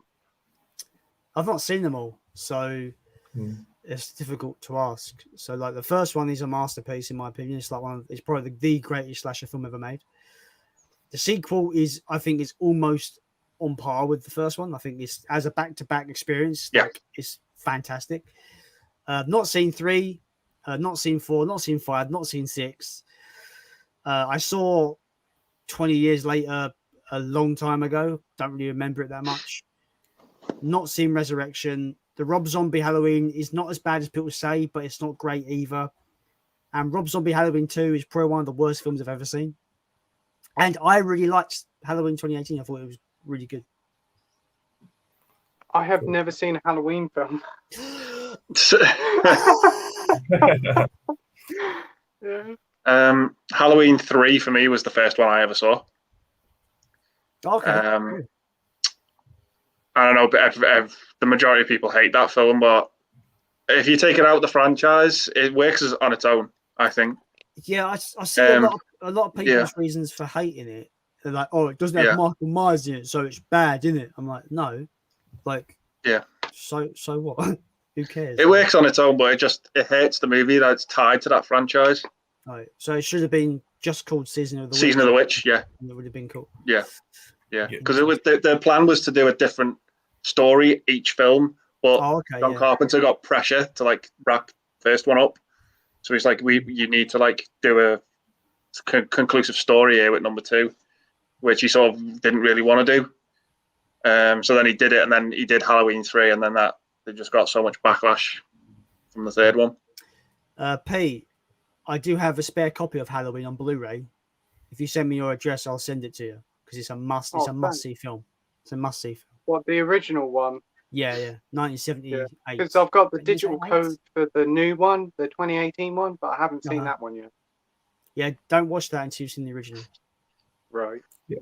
Because the 2018 one is kind of like a direct sequel to the original that ignores all the sequels. Right. So you only really need to see the first film and then the new 2018 one. Well, and then you don't have to, but that's how they're doing it with these. That's how they want the series to go ahead. Oh, great. Thanks. Are you seen any of the Halloween films, James? Just the first one, just the original. I haven't seen the rest of them, just number 1. Alan says half an hour on the beach in the film Old equates to a year. Okay. Oh. So it's like the hyperbolic time chamber in Dragon Ball Z, essentially. If anyone gets that reference, I love you, but if you don't get that reference, fine. I've never watched Dragon Ball Z. I have seen Dragon Ball. I think I might know what you're talking about. So, for context, Dragon Ball Z, the characters, they go into this thing called the room of spirit and time, or it's called the hyperbolic time chamber. And when a day in the real world is a year in the chamber, so they go there to train to get super powerful. So when they only have to spend a day in there to have a year's worth of training. Okay. So it sounds very, very similar in concept to what this old film is going to be about. Okay. But obviously not like superpowers. Brad Pitt or George Clooney? Brad Pitt for me. Yeah, Brad Pitt. Yeah, I probably would do. Kermit says Clooney. Interesting. It is. I mean, he did give us bat nipples, right? So there's that. Yeah. Everyone talks about Gremlin and Critters, but has anyone heard of Ghoulies? Heard of it, but I've not seen it. Yeah. Yeah, I've seen Goonies. The reason why people don't talk about Goonies is that it's just like not very good. So people talk about Gremlins and Critters because they are the two best like small creature features, and they're the best too. So yeah, that's why. I think it's on Blu-ray. I think you can get the Blu-ray of them on 101. Yeah, I think you can get all three. I think it's on offer now because I did see it the other day. Like about £6 or something, maybe. Yeah, I think I see them on eBay for about £3. So bargain. Bad. Kermit says, I have 1 and 2 of them, Jamie.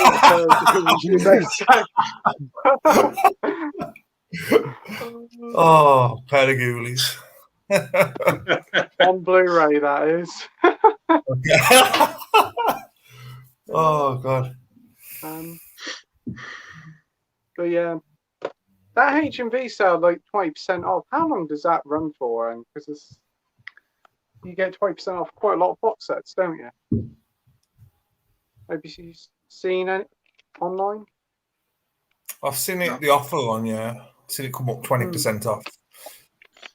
Yeah, but it's in store as well, isn't it? I think. Yeah. But I don't know when it finishes. Most strangest film you've watched? Keith Lemon film. Garbage Pail Kids movie.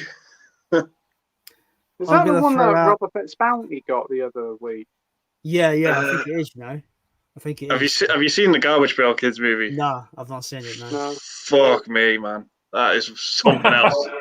Is it a whole film about just shockingly disgusting humor, like fart jokes? Yeah, it's meant to teach you that like don't judge book by its covers and beauty skin deep. But all the movie does is show you that ugly exists. I can't describe it. It's just awful. The acting in it is atrocious. The kids are meant to be bullies, but they're all cast by like 30-year-olds. Oh, it's just atrocious. Absolute car crash of a movie. I'm going to throw out a movie that I absolutely love that I don't own yet because I can't find the Blu-ray anywhere. The Blu-ray is out there. It's a film called, so it's going to be, no one's going to be able to know what this film is. Hopefully some people do, but no one, whenever I bring it up, everyone's like, what's that? But it's a film called Tokyo Gore Police. No, I heard of that. It is the most bonkers, over-the-top, splatter, violent exploitation film I've ever seen. It is redonkulous. Not ridiculous, redonkulous, right? That's the word I'm using. To the point where, like, for example, a man gets his legs cut off and he gets all angry and uses anger to push out blood from his leg stumps to make him fly. Yeah, you heard that. You heard that right. What? You heard this right. But I love that movie. It's fucking awesome. Jamie did say it's awesome. I'm going to make a note of that. It's fucking weird. It's that sounds like weird. Film. Like, you have a girl in it where she's like half girl and her legs are not her legs. It's like a crocodile's head that eats people. It's brilliant. It's so good. It is the craziest. It is the craziest movie. But if you don't like gore, you might not like it because it is the most blood-soaked film I've ever seen. It's blood everywhere. It's great. What about you, James? Ever cried at a film? Marley and Me. For me. Trying to think now. I don't think I've cried at a film. Marley at Me. Yeah, Marley and Me. Yeah, so I don't think I've seen that film. I think that film Wonder got me. I think I said last week. Yeah, that film with Owen Wilson, isn't it? Yeah. Both Owen Wilson movies. Wow. I don't think I don't know. This is not exactly the question. I don't think I've it's not crying, but it's made me fucking just feel absolutely fucking horrible. Is a particular scene in the film Hereditary. Have you guys seen Hereditary? Yes. Yeah. No. Oh yeah. Well, something happens. I'm not going to say what because I recommend both you, Pete, and James see it. It's incredible. There's a certain thing that happens in that film, and there's a bit where this boy wakes up and he wakes up to his mum screaming, and it is the most horrible thing I've ever sat at the cinema to witness. It made you feel absolute fucking rotten. Not crying, but you feel just so I've never felt so just disgustingly low in myself in a film by watching that moment. I'm just it's fucking horrible. There is another film I've cried at. It involves an horse. Oh no! Never-ending story. I do have a question about that scene in particular, right, James? Go on, then. So it's a swamp of sadness, yeah. It is. So spoilers: the horse dies. So tears everywhere. So so Atreus, he's sad. So why isn't he sinking in it? How can he walk through it? If it preys on your sadness, he should be sinking. Is there a reason for that, or is it a plot hole? Have I found a plot hole? Yeah. Have I found a plot hole in your favorite movie of all time, Jack? I think you have. I think you've got me. I think you've actually got me. I'm not sure. He's on the branch, isn't he? Yeah, because he's holding on. But after the Artex scene, you see him just all the sad music is playing. You see him just walking through it. I'm just he should be. Yeah, and I know I've probably said before about the German cut, but that's even more brutal because there's no music, so you can hear the horse in distress. You can hear in distress. So what? Literally, no music. Yeah, that's an interesting choice to have. There's so many variations. I can go on all night talking about it, but I did pick that film up recently at a charity shop, free for £1. So because I didn't own it, so I picked it up. No, I got it for 25p actually. Bargain. Pete's got to see it. Come on, Pete. Yeah, I should have to see it. Well, I don't think he wants to now. He's going to break him. Oh, I've told him the main story. It's worth seeing. It's worth seeing for the cameo as well from all the characters. Yeah. Do you know? All I know is a song by Lamal, and that's right. Do you know about the scene? You know the scene when they're all gathered round. Do you know about that scene? I know that there's characters from other E.T.'s there. Yeah, E.T. Yeah, I don't remember who's there. Yeah. It's just very briefly. It's a blink and you miss it moments. It's literally Space Jam 2 before Space Jam 2. Yeah, right? yeah. Okay. It's Warner Brothers after all. Alan says till Sunday closing time with a 20% off deal. Okay. Okay, cool. Yeah. Woo, Jason got to see that lol. It's mental, honestly. Tokyo Gore Police. Oh God! Don't start Dudley off about the never. We're going all night. Yeah, I'll start singing it in a minute. I actually did a video about the never-ending story on your channel, James. Yeah, I've done a version of the German cut. Some of the differences in it. There's a very early video. I think it was my second video. I haven't seen that yet. Yeah, have you done a review of it on your channel? Not so much a review. It is more of a comparison between the two cuts. But yeah, it was, check it out.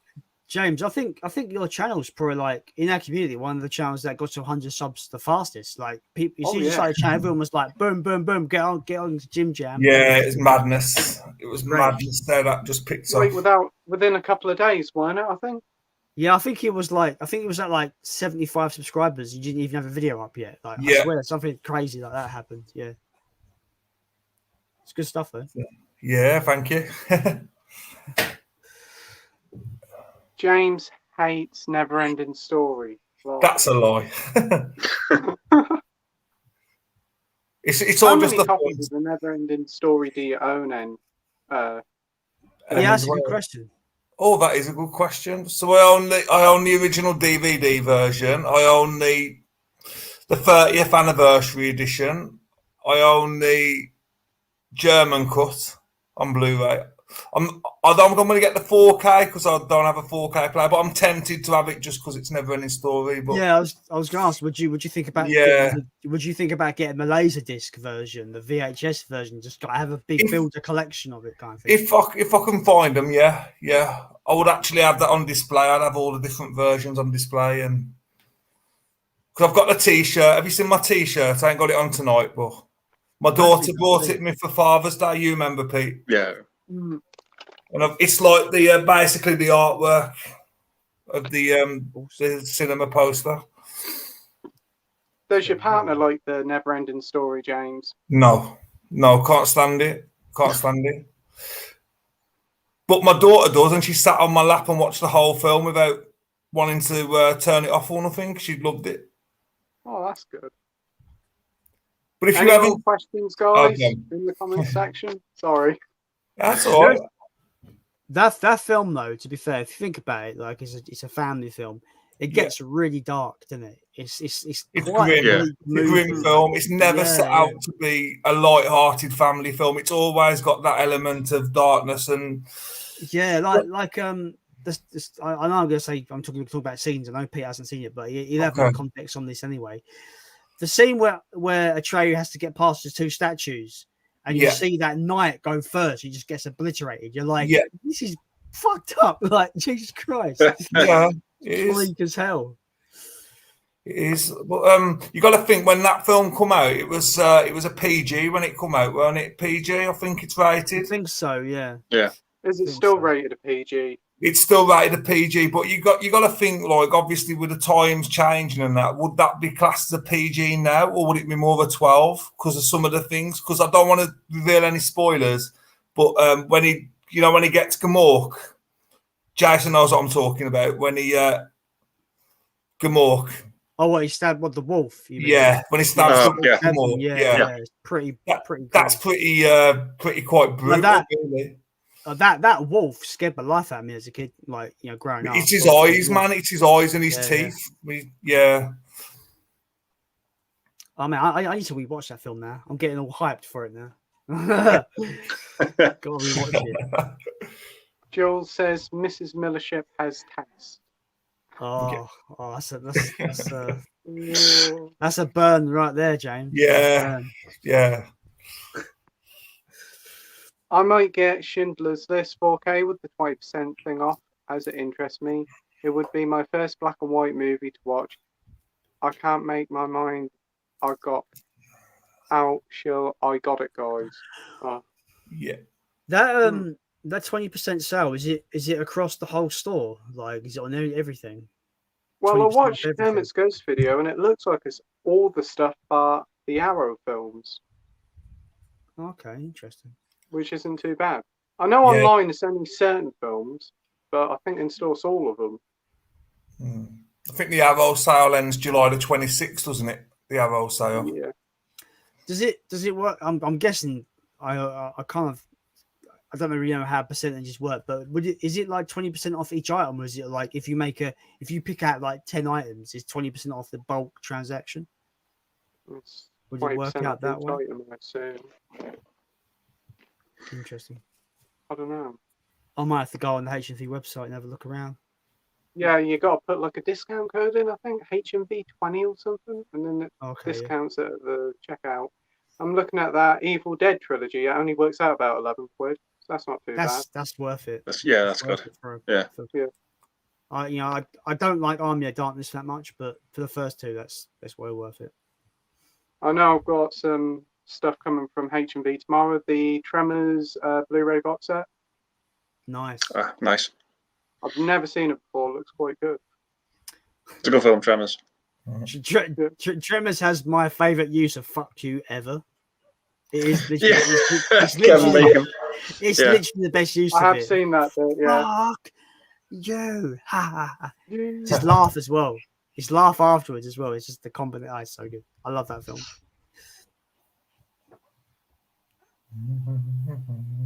Jules says, "What's the worst horror film?" Oof, that's a question. Exorcist 2 for me. Not seen it. I refuse to watch that film. It's fucking unwatchable. It's awful. The Exorcist is my favorite horror film of all time. So yeah, it's mine too. I love it. I generally refuse to watch the sequel because I know its reputation. 3's really good, but 2 is just. I've heard that. The cast has got as well James Earl Jones, Richard Burton. It's got Nurse Ratched in it from One Flew Over the Cuckoo's Nest, and Linda Blair comes back. But the film is just so awful, and it just misses the mark in every way possible. It's just awful. Worst horror film? Oh, man. I'm looking around my collection because I've probably got a really bad horror film in my collection somewhere. I'm going to say Jason Goes to Hell because I hate that movie. It's bad, yeah. The thing is, it's a movie I hate, but I own the Blu-ray. Figure that out, please. Yeah, I'm gonna say the worst horror film because I liked the first two, but the third one didn't like Hellraiser 3. I'm gonna say. Yeah. Okay. Yeah. I just didn't get Hellraiser 3 at all because after the hype of seeing the first two, because I know they're coming the Arrow trilogy, and seeing the third one, I just didn't get it. I just didn't like it. Yeah. I still haven't seen them yet. I'm gonna throw out Psycho 98 as well because it's an insult to the first movie. Yeah, an absolute insult. That film. For me, I'll probably say Sharknado. I didn't like that film. I've not seen it, but I've got the steelbook. The steelbook actually looks really good. Where's my steelbook? I really like my steelbook of this. I got it really cheap in the Zavvi sale for maybe $4.99. But the steelbook is really nice. Oh, that looks nice. Oh, yeah. That's a pretty awesome one. Yeah. Wow. But I've not seen it. Awesome. But I can imagine I'm going to like it because it sounds ridiculous. There's about 20 different sequels, I think. It's unbelievable how many they've done. I picked up Sharknado 2 for 99p on the Zavvi sale. So I own that as well. But for how long I'll still own it is a different matter.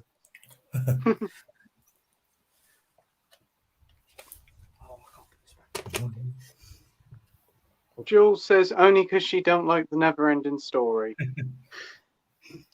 Yeah, she doesn't like it at all. Kermit says 20% off all movies apart from the Arrow, which are pretty much half price, or the H&V premiums, which are in the 2 for $15. Nice. And so basically sales across the board then, sounds of it. Yeah. But only in store because online it's only a certain few, I think.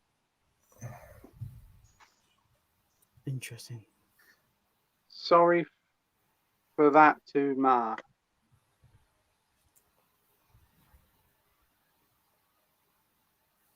I think it's to celebrate H&V's 100th anniversary. Yeah, makes sense. Yeah, makes sense. Yeah. Because today it is, isn't it? I think.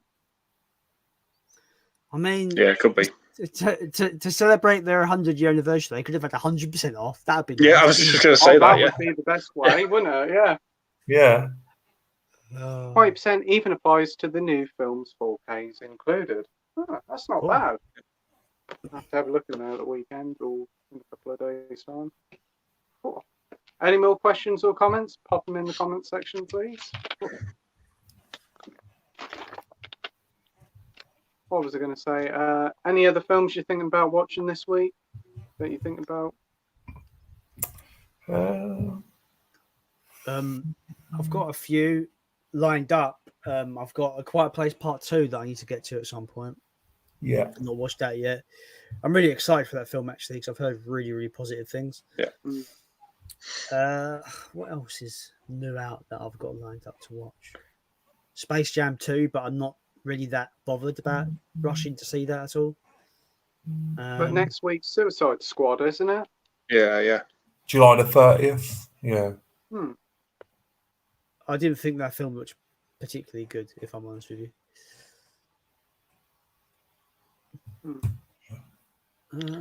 I hated the first one. I just thought it was so boring. It was awful. It wasn't bad. right. Yeah. No. Jules says, is there any film that made you physically sick? Yeah, Pink Flamingos. There is one film, but I will preface. I've just spoken about this before. I will preface this film. The film I'm about to mention is one of my favorite modern horror films ever made. Right, it's from the French extremity movement of horror films. There's a film called À l'intérieur, or Inside in English. I don't want to really go into too much detail because it is a film you need to go in blind because it's absolutely unbelievably good. In my mind, it's the greatest home invasion film ever made, hands down, in my opinion. And there's a bit towards the end where I literally cannot sit through it again. Me and my friend watched it, and I had to walk away when that scene came up. Have any of you seen Inside? No, I've heard of it. I've heard you talking about it, but I really want to see it. The basic premise is a girl's pregnant. She has a car crash. It kills her husband.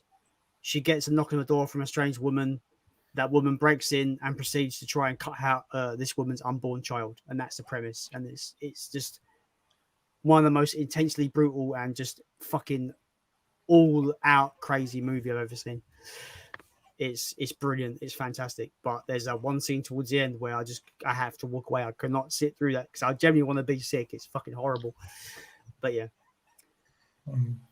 What about I still recommend the film. The film's unbelievable. Yeah. I'm gonna say probably like maybe the first Hellraiser because people kept saying it was going to be gory and that, and I just literally ate my dinner and I watched it and I was like, oh, it's not.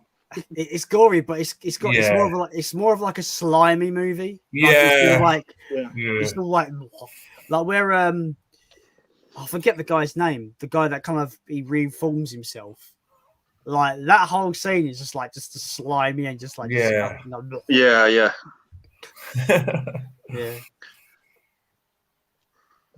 Luke says, sorry for not making any sense back there. Bloody autocorrect. I typed too fast, mate, and I was meant to say this then. Oh, that's okay, Luke. Kermit says, gotta go now, guys. Take care, and thanks for putting on the streams. Thanks no worries. Thanks, Alan. Yeah. That'd be great to have you on the stream in a few weeks' time. Richard's here. Great stream, guys. Thanks. I am enjoying it in front of a fan. Cool. I wish I am. Oh, me too. Got a little fan. Unbearable here. My fan is over there, so I get a little bit of the. Mine's down there. It's the plug in the laptop one I've got. You just plug it in the laptop. Oh. Yeah.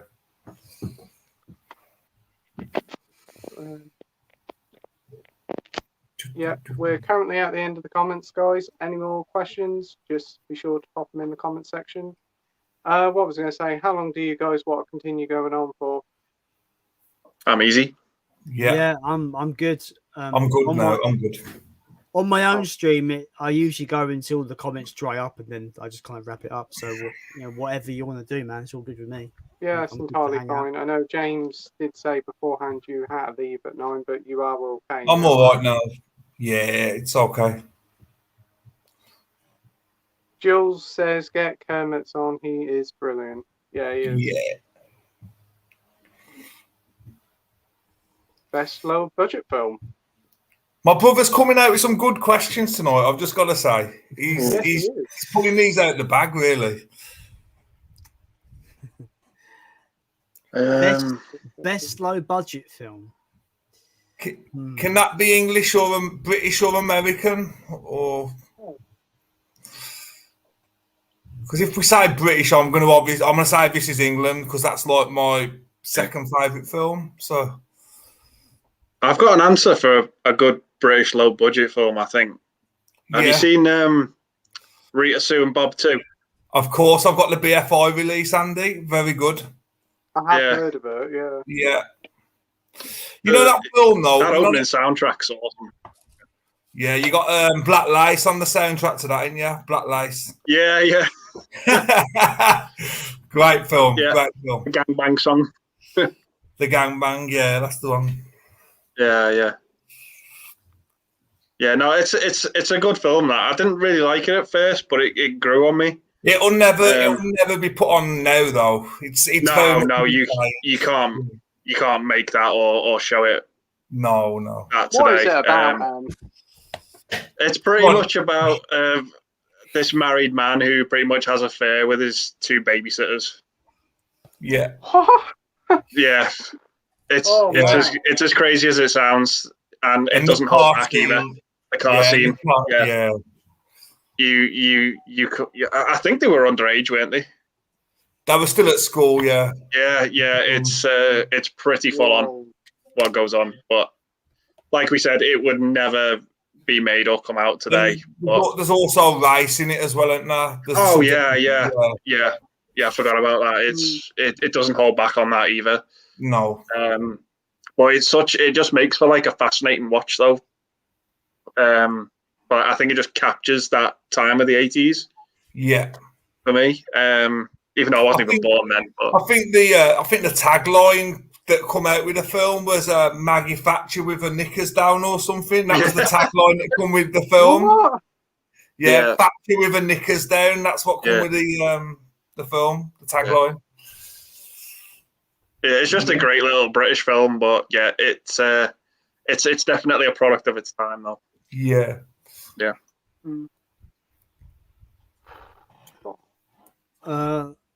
I was just going to throw this out because it's fairly new to me, which is The Ugly. Ugly. Oh yeah. I need to see that. I need to pick that up. 1997 film. It's very similar to like Silence of the Lambs. Like you got this journalist girl that goes there. She's just talking to this inmate about his crimes, his murders, and it's just about retelling how he killed and why he killed. And there's some other kind of things going on in behind the scenes as well in the film. So I think this was made on a fairly nothing budget as well. You can tell it's very low budget, but I bought this in the charity shop thinking it was going to be shit, and I actually really enjoyed it. I thought it was really good. So I recommend that. I need to check that one out. What made you go for it, Jason? What drew you into it? Was it the title or the cover or? Yeah, mainly the cover because the cover. I just think it looks like it might be something. I thought if it's bad, it's going to be something hilarious to talk about. It's going to be bad, and if it's good, it'd be a good, nice surprise. So that's what made me pick it up. Cool. And there's a film that has a similar front cover called Legend of the Mummy, which is another low budget film that came out in the 80s. It has a very similar kind of bandaged kind of front cover, so that kind of reminded me of that film. So, yeah, that's what I would say for best low budget film recently, anyway, that I've seen. How about you, Pete? What you got? As for me, I know there was a film I liked quite a few years ago called Submarine. That was like a coming of age. I love that film. Yeah. I love that film. Yeah, it was really good. Ben Stiller, Richard Adderley, isn't it? The guy from the It Crowd. And you had Alex Turner in the soundtrack. Yeah, Alex Turner from the Arctic Monkeys did the soundtrack to it. Yeah, very good film. Eva Mae Unicorn. Didn't like Hellraiser. I misjudged it. I went in thinking Pinhead was a Freddy type character. Yeah. Okay. Not at all. No. I'm looking forward to watching them. I've really got to get around to them. Yeah. Best low budget horror film. Oh, I don't know. Well, I've already just shown you.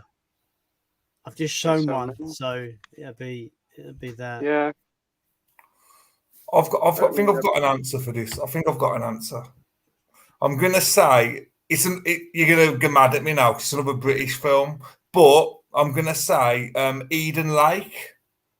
Not seen it. Not seen it. I'm gonna jot it down then. Oh yeah, jot that one down. I've heard it's a hard film. It's a hard watch. It's brutal, Jason. Yeah. It's brutal in parts. I don't want to reveal what happens in it, but there's one. Oh God, no, it's brutal. But if you can get Eden Lake cheap, like on DVD or something, I think it's not that dear anyway. But yeah, it's worth a watch. Probably another one would be Paranormal Activity. Oh yeah, that was made on a low budget. That was made on nothing budget, really, wasn't it? And it made millions as well. Was the Blair Witch was low budget, wasn't it? Yeah, that was. Yeah. The difference is that the Blair Witch is not good. I knew what the ending was like when I was a kid, but later on when I found out what the context of what that ending was, it scared me shitless. Fair enough. Where the guy's like standing in the corner against the wall. Yeah. I think I watched it long after it came out and I just didn't think much of it, to be honest with you. Yeah, no, that's fair enough, yeah. It's not a film for everyone, that. Yeah. Yeah, the gangbang song. Yeah. What is the gangbang song? It's the how's the song go? It's like it goes, we're having a gangbang, we're having a ball, we're having a gangbang against the wall. That's the one. Yeah. Oh my! After this, YouTube it. Yeah. Yeah, I'm definitely going to have to.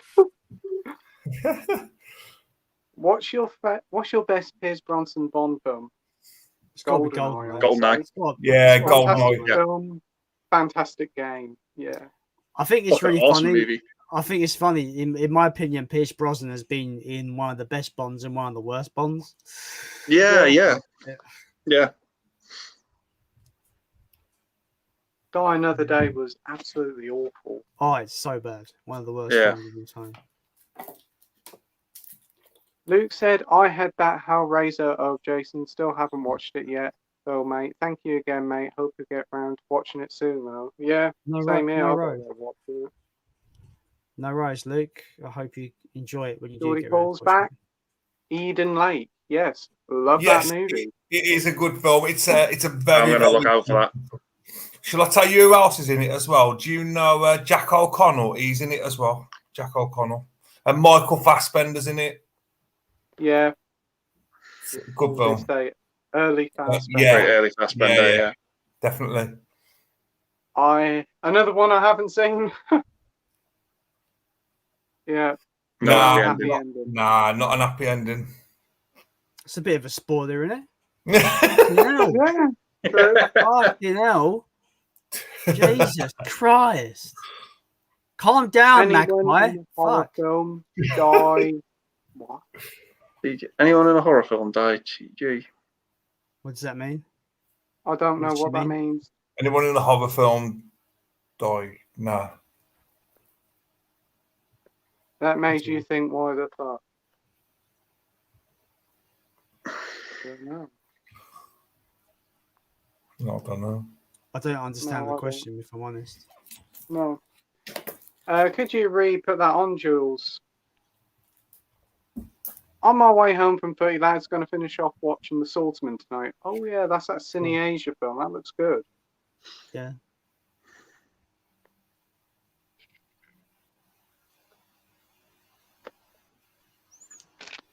Right. Keith Lemon for me. Yeah. Yeah. I don't understand the question. What is she asking?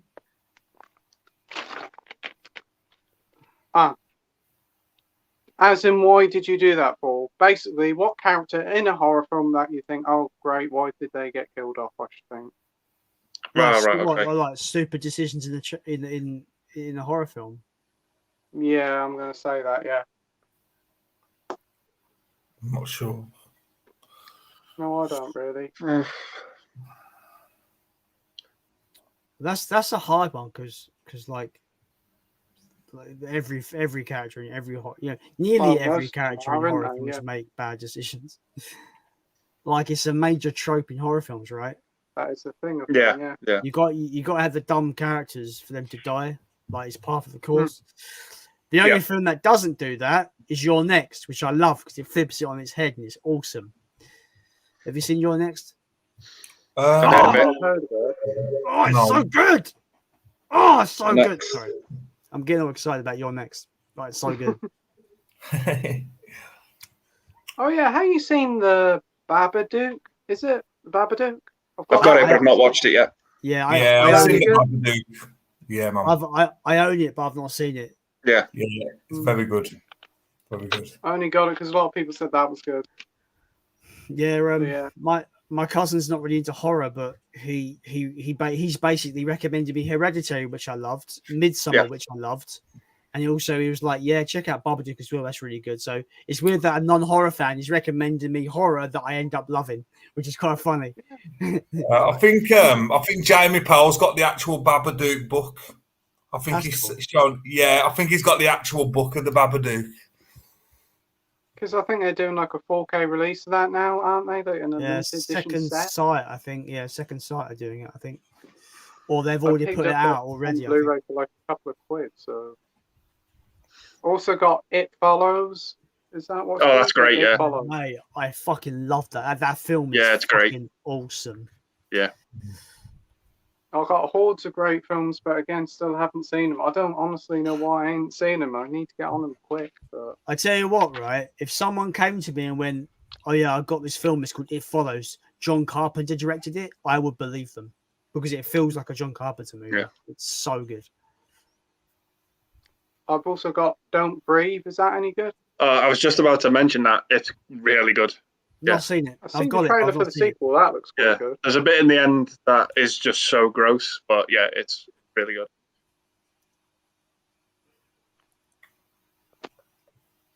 Magpie Movie says Caliber is a hidden gem on Netflix, quite similar to Evil May. Okay.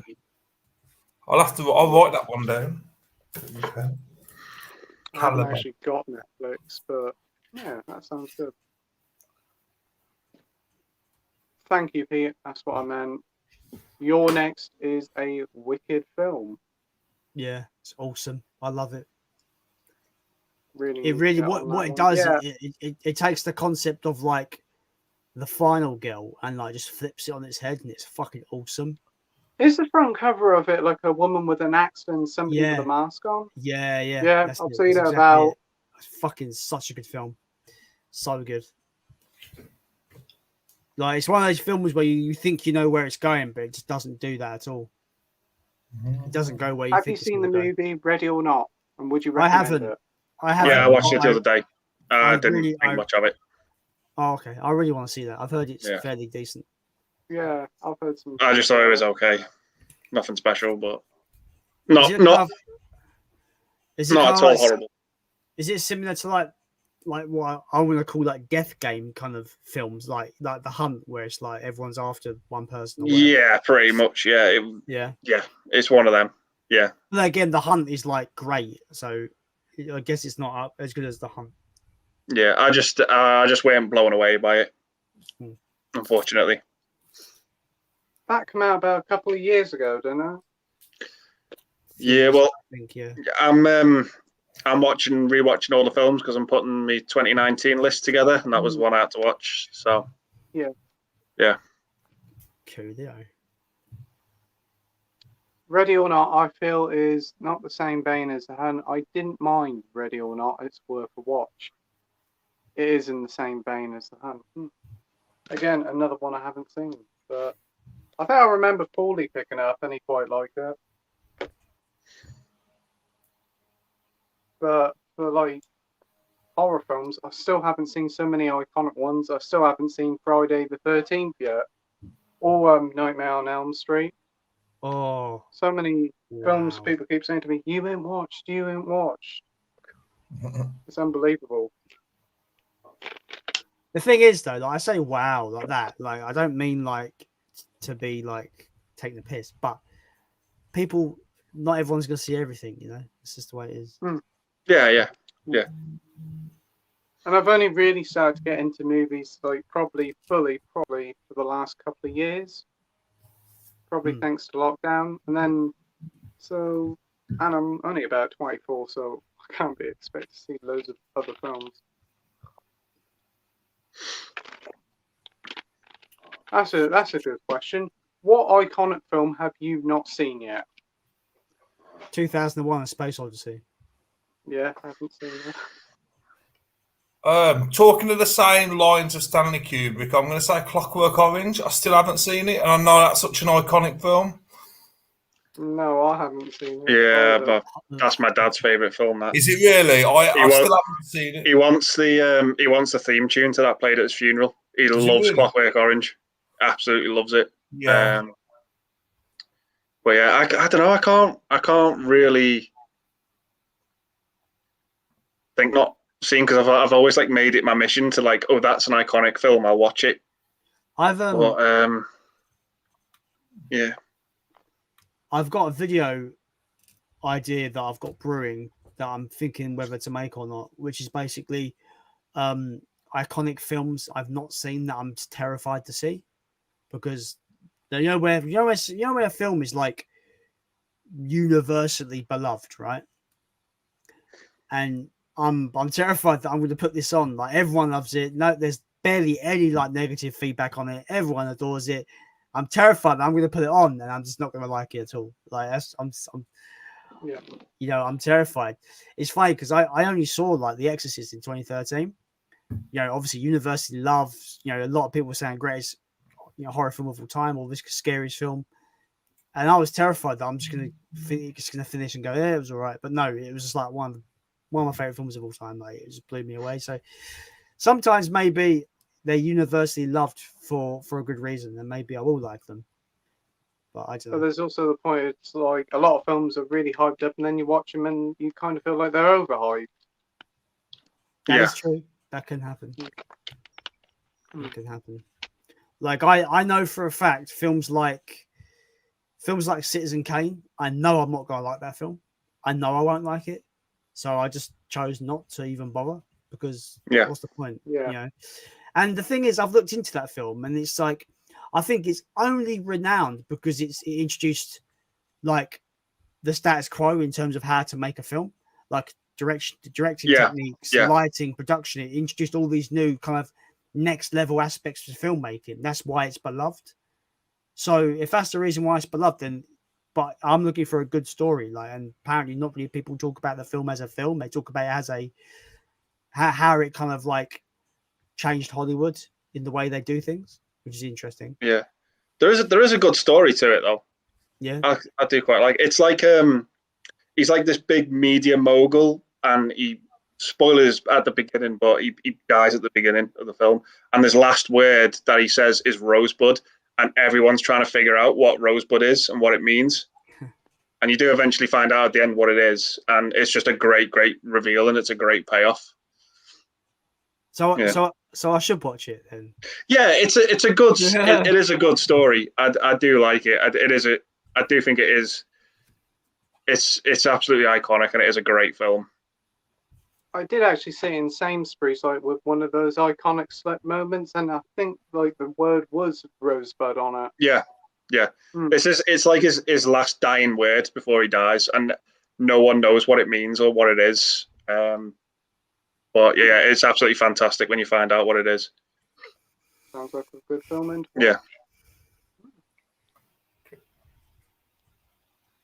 Thoughts on One Flew Over the Cuckoo's Nest? Love it. Yeah, it's fantastic. Love it. Fantastic. Yeah. I think I'm in Pete's group with this one. I've not seen it. I've got it, but I haven't seen it. Yeah, no. It's one of them you'll love. It's just waiting for you to watch it. It's brilliant. I love it. Isn't Christopher Lloyd in it? Yeah. It's got loads. Danny DeVito's in it as well. Oh, is he? Oh, that's great. That's a film that is like, it's like, for me, the way I interpret it, it's like delightfully heartwarming, but also sinisterly dark at the same time. It's so well done. It's so good. One of the best movie villains as well ever. With Nurse Ratched. I was going to say, is it a nurse? Yeah. Yeah. Michael Douglas produced it because he used to be roommates with Danny DeVito, didn't he? Oh, yeah. What time are you guys staying on till tonight? I honestly don't know. I'm happy to stay whenever. I don't think we're going to break the record, though, are we? Nah. What, 8 hours now? And just FYI, I don't even hold that record. Leon does. Yeah. I watched your stream with him the other night. That was good. Yeah. Brilliant. We've done about 4 hours, I think. So I think we finished about 2 a.m. I think, something like that. Well, 2 hours? I can't remember. No, about 10 o'clock, I think. So I think we started about 6:30. So I think you started about 6:30. Oh, my brother's back. If you could change the ending of a film, what film and why?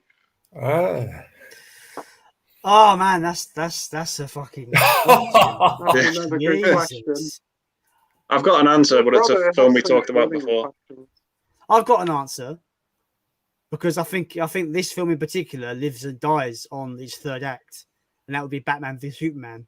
They shouldn't have done Doomsday whatsoever. They shouldn't have done the Death of Superman arc at all. Yeah, that film could have been complete. That third act could have been completely different, and I think it would have been, if I didn't use Doomsday, it would have been a better ending to that film, a better full package, I suppose. They tried to rush it to get to Justice League too quickly. It tries to be a sequel to Man of Steel. It tries to be a Justice League movie. It tries to be a Batman v Superman movie. It just tries too much. It just blows up in its face.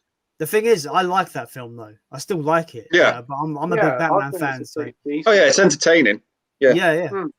Yeah. But I feel that the whole Doomsday third act could have not be there, and I think the film would have been a bit better for it. Yeah. If they actually wrote a ending that didn't have to go down that route, because that Doomsday arc in Superman, like that could have been like the third Superman movie, or it could have been later down the road, because that's such a big story arc for the Superman character. And they just rushed right into it, which was a bit of a shame. But with the MCU, they took their time. With Warner Brothers, they just pushed it straight through to Justice League. It wasn't needed. Because I feel like Warner Brothers and DC, I just think they saw like what those team up movies for Marvel were making. Like the Avengers made so much money, and Warner Brothers were like, "We need some of that cash, y'all. Let's quickly rush out a Justice League film." Yeah. So. I still think Man of Steel is the best DC film. Sue me. Just is. Yeah. I started with a great film in the DC EU, then it just went. Yeah. Wonder Woman's good as well, but. Oh yeah, Wonder Woman. Yeah, Wonder Woman. The first one's great. I haven't seen 84 yet. Yeah, I've not seen it, but I've heard it's pretty bad. So. Yeah, I've heard it's pretty bad. When some of my closest friends tell me it's bad, and we have a mutual kind of very similar taste in films, I know that I'm probably not going to like it. So. Yeah. And I still haven't seen Birds of Prey yet. Again, another film that I've not bothered because of reputation. No. Oh, is your cat in there again? Yeah, Andy? she's come back. Yeah. Hello. Have to go to the vets today. Yeah, so if I'm going to change the ending of a film, it's going to be a cult film, so it's going to be Quadrophenia. I think that have you seen it? You've seen it, Andy, haven't you? Yeah. Yeah, the ending. I know, obviously, the ending if you haven't seen the cliff and that, but it would have been nice to see an alternative ending, see what actually happened. Did he survive or did he die? But I think I'd like to have seen another ending. For me, probably The Last Jedi and what they did with Luke Skywalker. Yeah, that's what I was going to say. Yeah. Leave it on a cliffhanger. If it's a trilogy, don't wrap it up. No. Look, let's be honest about this with ourselves here, right? The ending's not the problem. They need to rewrite the whole fucking movie, right? Let's get it right. So That's true. I don't think that counts. I don't think that can count. Because the problem isn't the ending, the problem's the whole movie. Oh yeah, the whole film. Definitely. From that minute he tosses the lightsaber, it's fucking flat on its ass, isn't it? That's what literally that him throwing the lightsaber over his shoulder, that's literally what Mark Hamill thought about the script. Yeah. Yeah. Oh, we can go on about that film for we can. That lasts for hours. Paul says I'd like to change the ending of Boss Level as it's ridiculous. I've not seen that film, so I don't know. No, I've not. That's not too bad. Boss Level. That's the one with Mel Gibson, isn't it? What kind of film is that? Would you say? I think it's something like a Groundhog Day sort of action film. Oh, thing kind of keeps repeating the same thing over and over again. So like almost like Edge of Tomorrow kind of thing. Yeah. Naomi Watts is in it as well. I think it's only available on Blu-ray abroad. You have to import it. But the DVD is pretty cheap. Luke says, I'm watching a movie tonight called Kill Your Friends. Have you guys seen it, or is it hard of it? So what do you think of it, guys? I've heard of it. I've not seen it. Yeah, I've heard of it. Is that How to Kill Your Friends? Or is that Kill Your Friends? Kill Your Friends. Is that a one with Daniel Radcliffe in? No, that's Kill Your Darlings. Yeah.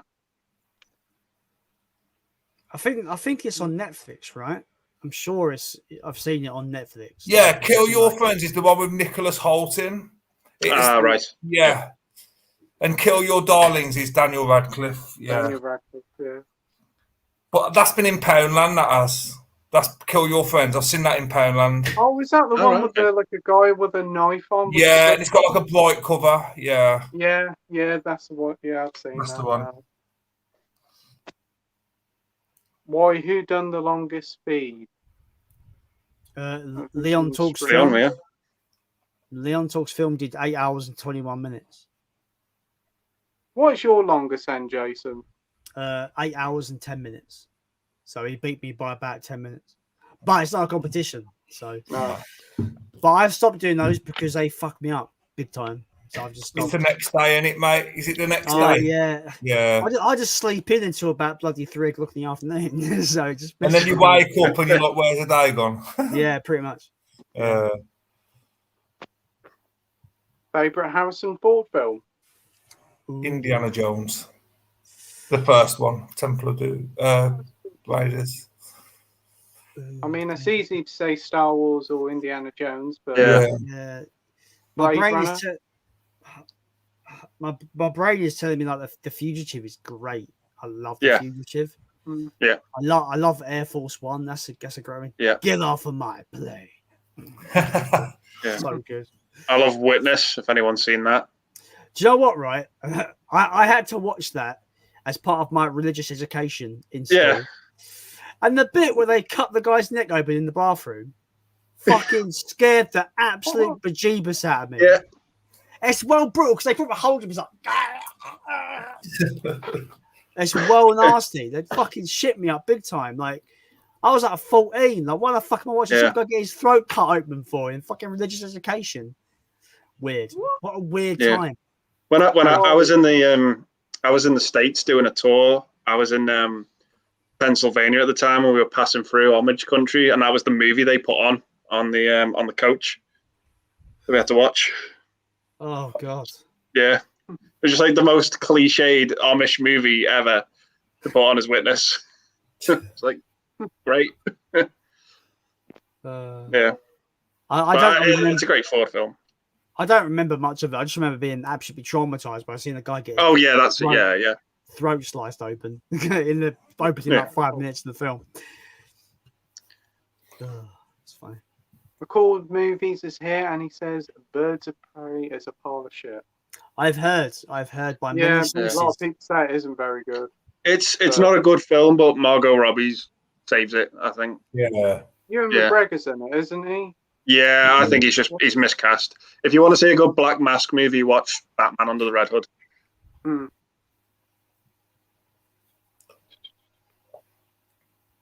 The film I would change an ending to is definitely The Invisible Man. Hated the ending to that one. It ruined it for me. Is that the remake? What I was going to say, what one? Is it the 2020 Invisible Man or the original Invisible Man? The original one's pretty cool. I quite enjoy it. It's hilarious. The black and white one. Yeah. It's kind of funny for what it is. Yeah. It's like an unintentional comedy, but then however, he does like kill like a train for the people, so it's quite dark at the same time. I got a soft spot for that original Invisible Man. Yeah. Yay, Dudley agrees with me. We need to know what happened to Jimmy. Yeah. That's a good film. Yeah. That is a good film. What was I going to say? Do you want to finish up at about 10:30? Yeah, we can do if you want. Wrap it up. Yeah. Okay. Well, yeah, whenever. So you enjoyed the stream, guys? Yeah, it's been brilliant. Yeah, great fun. Oh, I felt a bit rough today, so sorry. That's why I feel a bit quiet. But yeah. But Andy, next week we'll. You were saying? Andy, I'm looking forward to our stream next week. Yeah, me too. Me too. Yeah. Oh, week on Friday. That you get Andy on. He's great. Thanks. Yeah. It's all good. Yeah.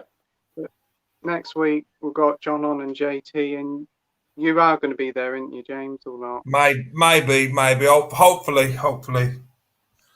It's got a few things to sort out, so maybe.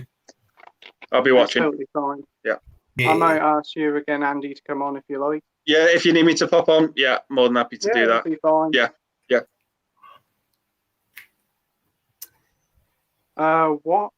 What is the saddest horror film?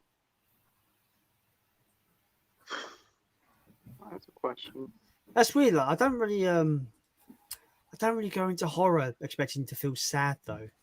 Yeah, no. I don't. I'm probably gonna have to say Hereditary again because the whole film is about. Grief, yeah. And it is just heart wrenching. Yeah, it's just everything that movie's about is just like, something happens in that movie and you're like, fuck me, how can it get any worse? And then it does. Yeah. I will say though, even though I don't really consider Midsommar a horror, that's just my opinion. It's more of a psychological drama. The opening 20 minutes to Midsommar are the most fucking howling, fucking bleak as shit. Fucking brutal. It's not brutal in a bloody way, but you get my point. It's just fucking grim. It's grim. But the reaction to that is so Marmite, isn't it? For Midsommar? Yeah. A lot of people love it, a lot of people hate it. Same with Hereditary. Very divisive. Yeah, but I like it because it's divisive as well. Like I'm glad it sparks discussions. Yeah, I've got an opinion. This opinion also kind of includes a film that we've been talking about today at length. I believe an aggressively divisive film is a sign of a good film. So, like, Midsommar, Hereditary, Last Jedi. Yeah. Even, because there's people that love that as well. There's people, I know that people. There is a lot of people who really defend that one. So I feel like, whatever side you hate it, you love it or hate it, to me, when there's a strict divide like that, there must be a good film. There must be a film there that just like, I know all films are kind of like people have different opinions on, but sometimes, especially in the internet, you see a very aggressive divide, and I think that's a sign of a healthy industry when you can have two sides of the fandom aggressively debating about a film. Yeah, because all them films are like split equally 50-50. Yeah. Have you seen a movie with Arnold Schwarzenegger called End of Days? I thought it was weird as hell. Yeah, I think I have. Yeah, it is. Yeah, it's not one of his best. You're a fucking choir boy compared to me. Yeah. The fucking choir boy. No. Get to the chopper. I've still yet to see Last Action Hero. Is that any good? Yes. I love that film.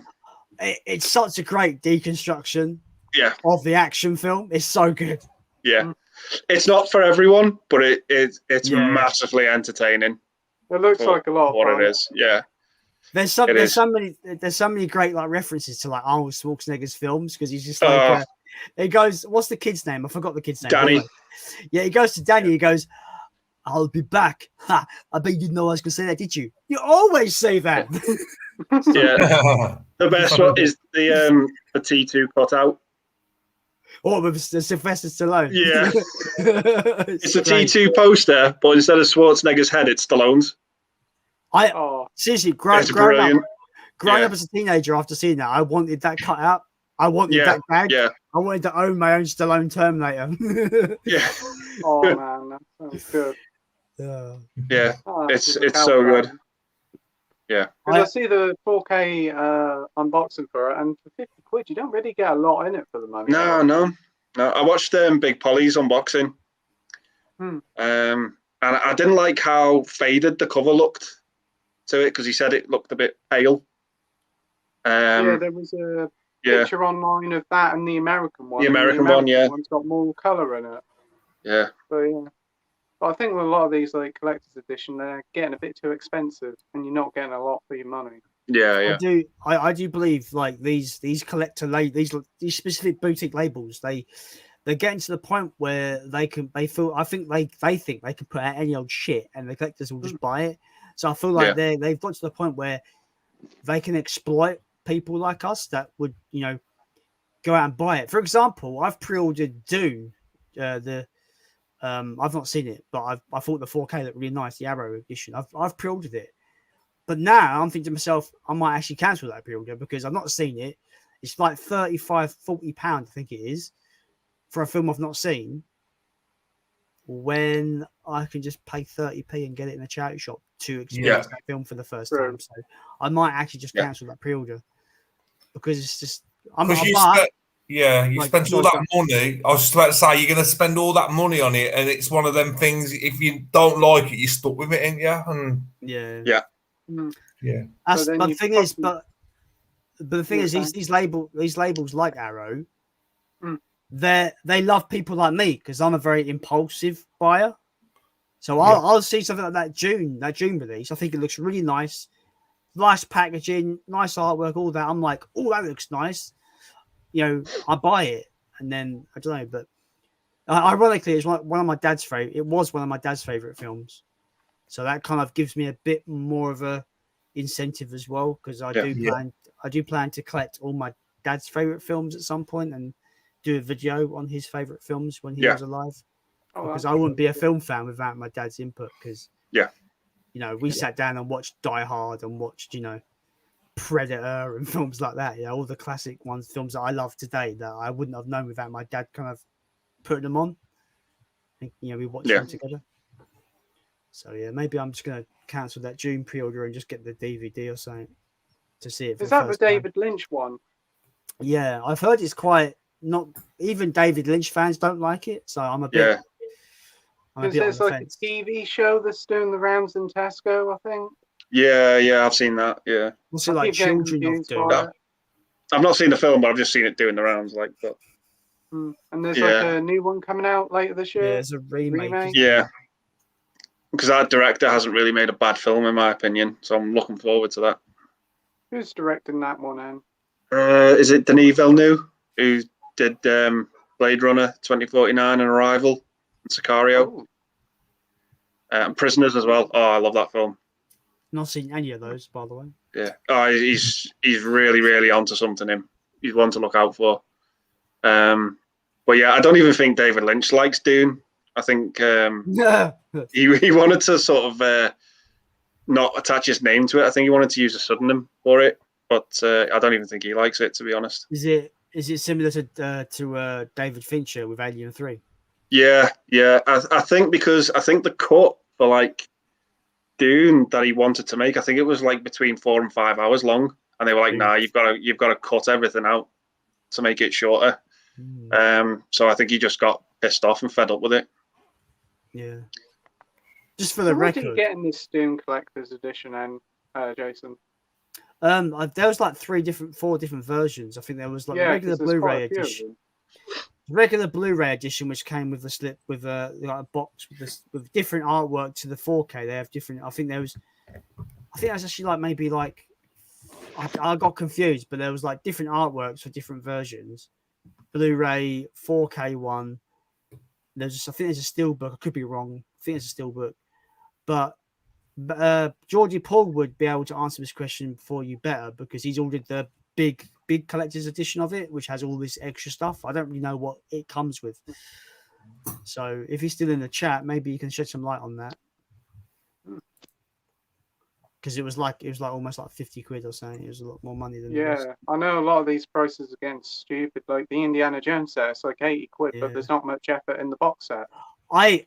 Going back to the box set, sorry, I couldn't believe how much Arrow are asking for that Children of the Corn set. It's fucking ridiculous. 70 quid for that set, and only one of the films is in 4K. Are they actually joking? Are they taking the piss out of us? Because I think they are. It's a bit like the Battle Royale one. Only 1 or 2 of the films are in 4K and the rest are Blu-ray, aren't they? Battle Royale 2's in Blu-ray. But yeah, I don't know. Luke says, James, liking the bull picture. Lol, it looks like it wants to shine your head. Sorry for the joke, I had to say it. No, it's a Highland cow. I think it's actually a Highland cow. I've had it quite a while. It's like because I can't go upstairs because it's really hot up there, so I've come downstairs in my dining room. So yeah. Jill says, any films you watched everyone hated but you actually liked? Piranha 2. I need to see that. It's the only Cameron film I've not seen. It's got 6% on Rotten Tomatoes. Everyone hates it. That everybody I spoke to about it hates it. I thought it was all right. Yeah. I didn't love it, so it goes against the question, but I fairly enjoyed it, you know. I think for me, I know this is not a good film, but I absolutely love it. Batman Forever. I've not seen that in a long time. Yeah. That's the one with Jim Carrey in, isn't it? Yeah, yeah. Yeah. I only love it for nostalgia reasons, but I know it's bad, but I just love that "Kiss My Rose" by Seal. That song's just amazing, in my opinion. I don't mind that song. Yeah. What about you, James? Yeah, I didn't mind. I know it has a lot of hate, but I really didn't mind Jurassic Park 3. I know it's the weakest in the trilogy, but I didn't mind it. It was all right. I will go out. I'm just going to go and say I think Jurassic Park as a franchise is one of the most consistent franchises. I like every movie. Yeah. I think they're all entertaining in their own right. I'm going to throw out another one quickly. Resident Evil. I quite like this film. Yeah, I think that's the best one of the whole series. Yeah, yeah.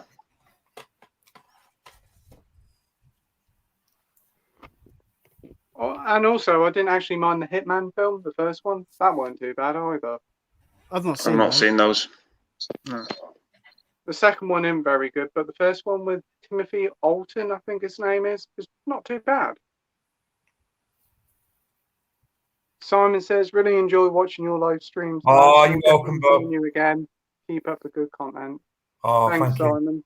You. Yay.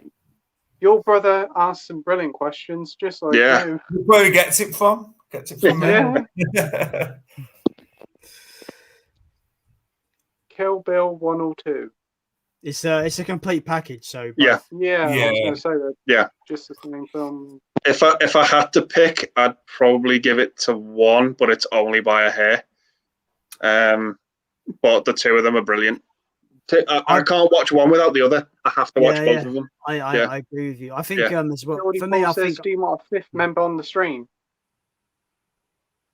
What now or in the future? Or do you want him to join? If he wants to join, yeah. Guys, if he wants to join, I'm going to have to go for a piss break. Yeah, me too, though. I have to go for a piss break. Yeah. In all honesty. I'll just give him the link. Okay.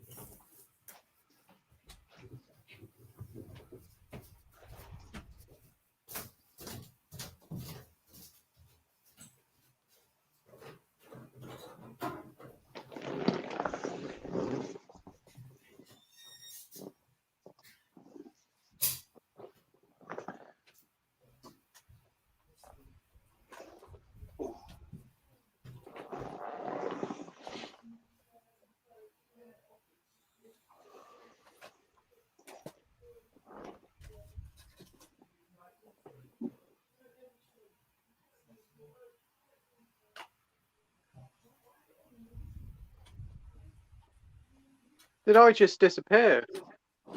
Just for a little bit, yeah. Yeah, my phone just turned off. Yeah. I'll just give him the link. I've got to get my charger from the phone. Okie doke.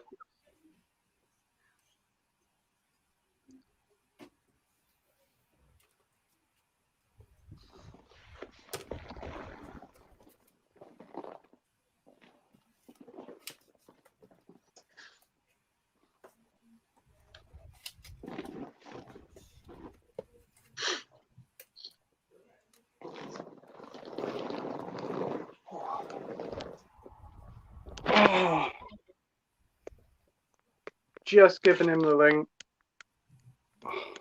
His phone.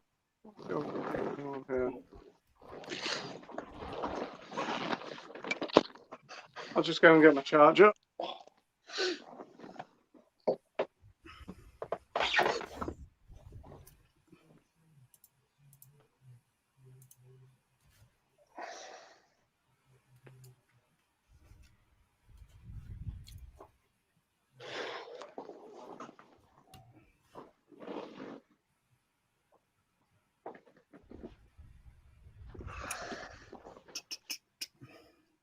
Well, this is awkward.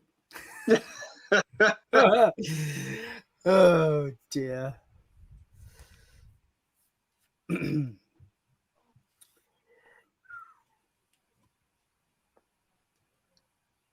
Oh, I needed that bathroom break though. Well, I've been filling up with alcohol, so I've needed it. Don't really drink much alcohol, you know, but I do like the. No, I don't touch it at all. Yeah. I do like the bright toffee apple brothers, so it's quite refreshing in this summer heat. Yeah. But it's all gone, and now I'm sad. Oh.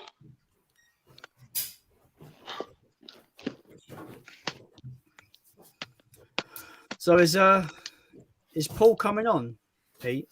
Yep, I've invited him. I didn't go for a poo, honestly. The fact that you had to tell us that tells me you did. Nah. You've still got a copy of Keith Lemon now. Going back to that Kill Bill question, right? Yeah. Kill Bill 1 or 2.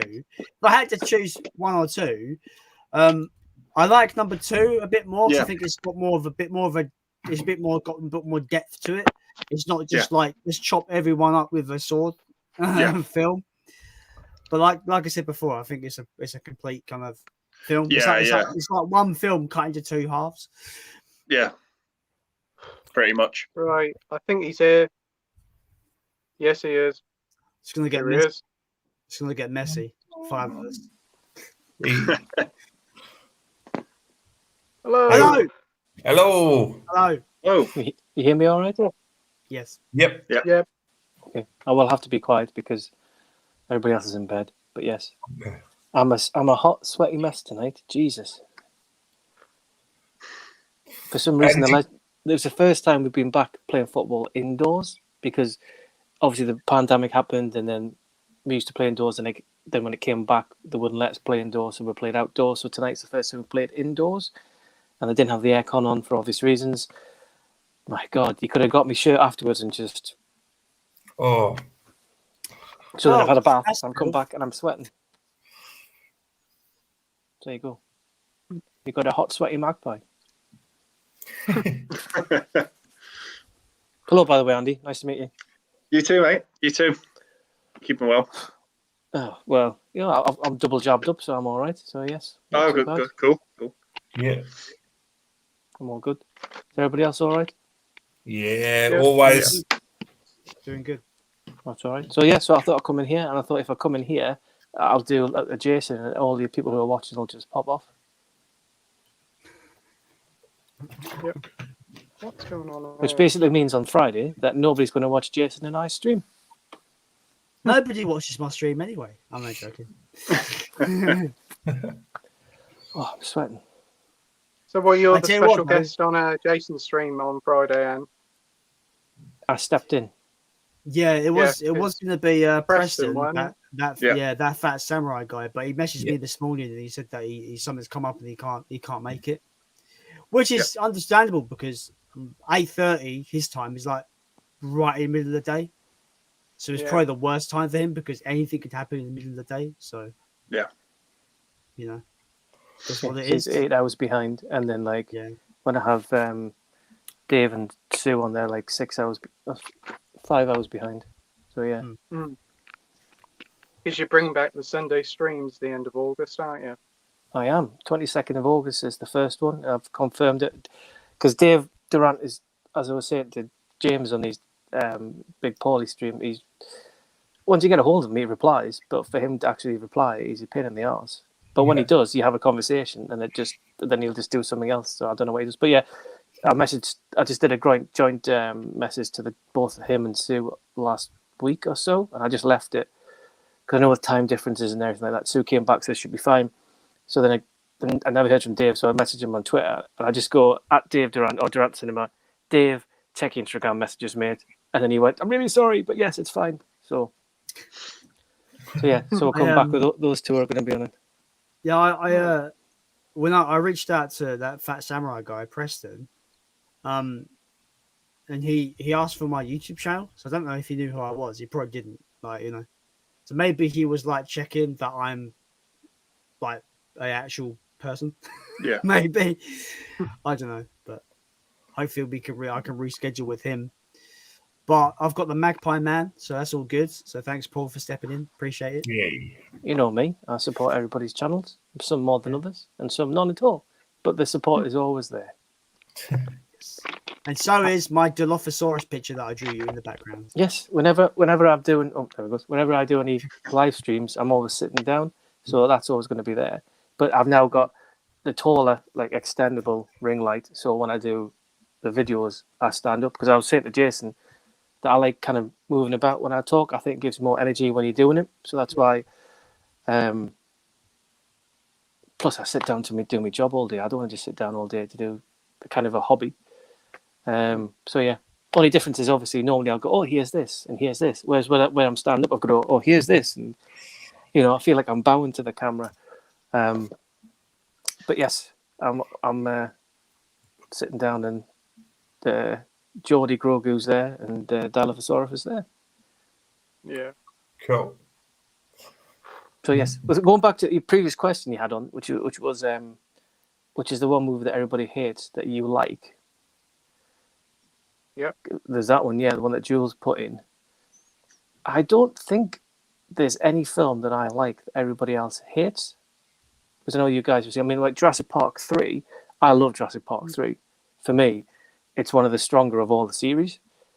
If you remove that Alan with the talking Velociraptor. Oh, yeah. I think it's great. And it brings in a new dinosaur, it brings the Allosaurus into it. And it brings the pterodactyls. It's the first Jurassic Park where it actually has the pterodactyls in as a kind of foe, because the only time you see them, and they're scary. Yeah, exactly. Because they come in the big bird cage. Yeah. And because of that, with the whole, with the when they do the 3D image of the thing, that goes. Thing. Yeah, because that then goes into Camp Cretaceous, Jurassic World Camp Cretaceous, because when the guy has to use that in the very beginning of it, that's part of it as well. So it obviously picks up different things of it. I need to watch that. I've heard it. What season are you on now, Paul? I'm still on Well, I'll be honest. I started it, and the kids got into it, and then the kids wanted to continue watching it, and I left. And so it's hard because I was doing something, so they had it on. So I want to start it again, but I'm like, well, I've already kind of seen it. So I'm still on the first season. But yeah, I mean, other thing as well, going back, was that Jurassic Park 3 is the only film of the Jurassic Park franchise that is it? Or maybe not. I don't know. Yeah, I think this is the only one of the Jurassic Park franchise that uses the second island, Isla Sorna, as opposed to Isla Nublar, because don't they go back in the Lost World to Isla Nublar to get them to take them to sell them, but Isla Sorna was the testing ground before they opened on Isla Nublar. But I could be completely wrong with that. Isla Sorna is in the second film. It is it? Yeah. Right, okay, B. So yes. So Site B is in the Lost World. as in 2 and 3. Then it goes back to Isla Nublar for 1, 4, and 5. So yes. But yeah, I mean, films are like everybody else hates. I don't think I have. I mean, there's not. I think, like you said, James, Jurassic Park 3 is. Yeah. I mean, like I like all the Purge movies, like I said earlier on. But I don't think they're like panned. I remember I was younger. I used to really like The Wedding Singer.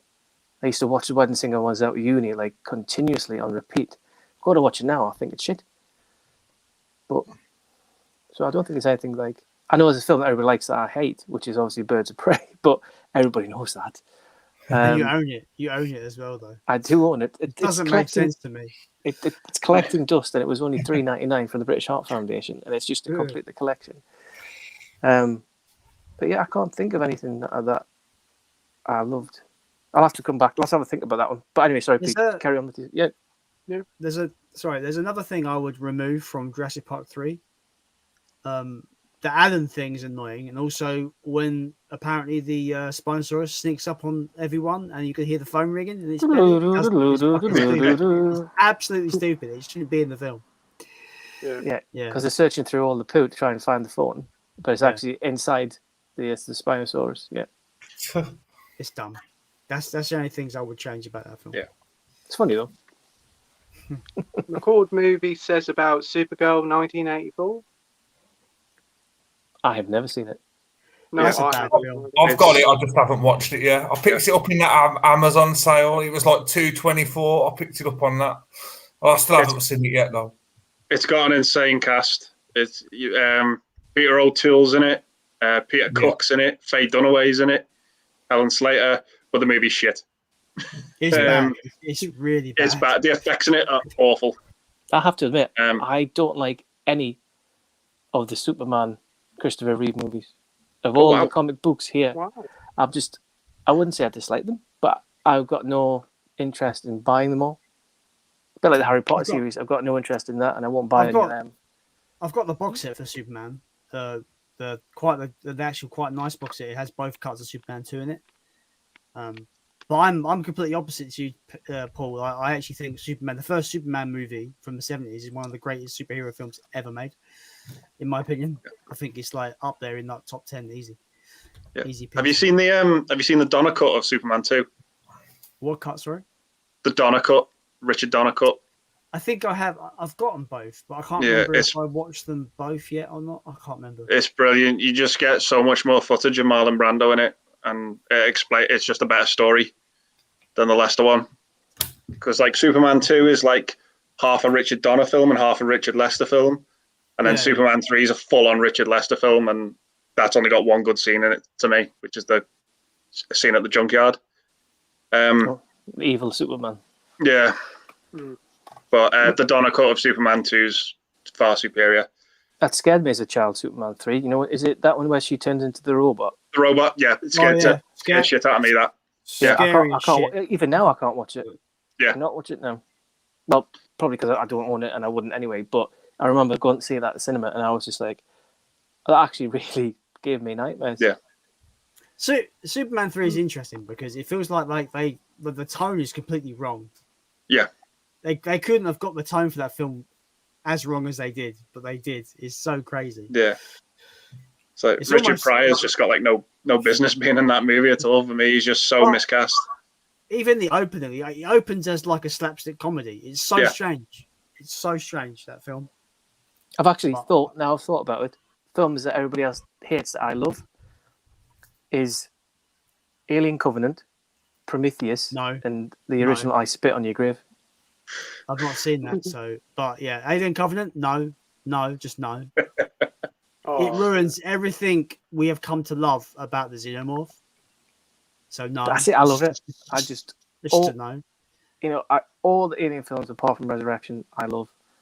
Even Requiem. Oh, actually, that's another one. Requiem. I like Requiem. Everybody seems to hate that. You put your TV as bright as possible. You still can't see fuck all in that movie. Right. Yeah. But yeah, like I remember at work that my mate pans me because I love Prometheus so much. But I just think visually it looks great. When I went to see it in 3D, it looked awesome. especially when it's on the big screen and you can see Idris Elba as the captain, and he's got the 3D map when they're mapping the whole of the inside of the ship, and that was all popping out. It's not as good, obviously, on the telly, but I just loved that. But yeah, Covenant and Prometheus, I love. So there you go. I knew I'd remember some. Best scene in a horror film. These are hard questions, by the way. Just throwing it out there. Yeah, they are some really hard ones tonight. That's hard to talk about as well without potentially spoiling the film. That's true. What about John Hurt's scene in Alien? Yeah. That's one of or Jack Nicholson with the axe in The Shining. Yeah. I go back to this scene. I've spoken about this scene before in numerous streams with people, but The Exorcist, where she throws her mum across the room and her head turns, she's like, "You see what she did? Your cunting daughter." It's like such a great scene. You know what the scariest scene for me is in The Exorcist? What's that? That really gets under my skin. It's with the homeless man. The what bit? And it's with the homeless man, where the priest sees the homeless man on the subway, and he says to him, "Can you spare some change?" And then later on in the film, the demon plays that exact same segment back to him. It just freaks me out so much. It just gets under my skin because it's the demon's just absolutely fucking with this priest, just messing him about mentally. It gets under my skin, that. Probably the werewolf transformation in American Werewolf in London as well. Yeah, I like that. Yep. Or the thing when the head comes off and then starts scrolling a bit on its own. You've gotta be fucking kidding. Yeah. I fucking love that scene. I love that film. That film is hands down one of the greatest science fiction horror films ever made. Like it is. It's absolutely. I love that bit where Keith David's like they find out he's not the thing, and he's like, "Cut me loose, cut me loose." Mm-hmm. So good. Next to the guy in the chair, and the guy's going, yeah. Awesome. I know you gentlemen have been through a lot, but it would be nice if I didn't spend this entire winter tied to this fucking couch. It's so good. Fucking love the thing. It is. Yeah. It's just which kind of makes me sad because John Carpenter's films went downhill pretty rapidly, didn't they? Yeah. And it never got good ones. It never got the love when it first came out. Like loads of people slated it. Yeah, Siskel Nebet hated it. It came out very close to E.T. though, right? E.T. Yeah. Same, E.T.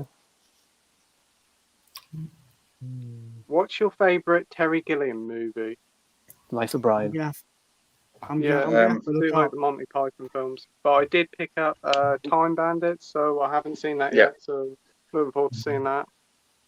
I'm not a big fan of 12 Monkeys, but I do like Fisher King. Yeah. Adventures of Baron Munchausen for me. Yeah. Didn't you do one with Heath Ledger in? Dr. Panossus. Yeah. That's the one, yeah.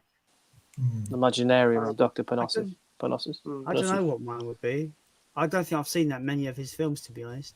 Life of Brian's a good shout. It's got one of my favourite comedic scenes ever where they're all shouting Messiah. And he's like, "He's not the Messiah. He's a really naughty boy. Now fuck him off." And they're like, "No. What'd you say? No. Oh, all right then."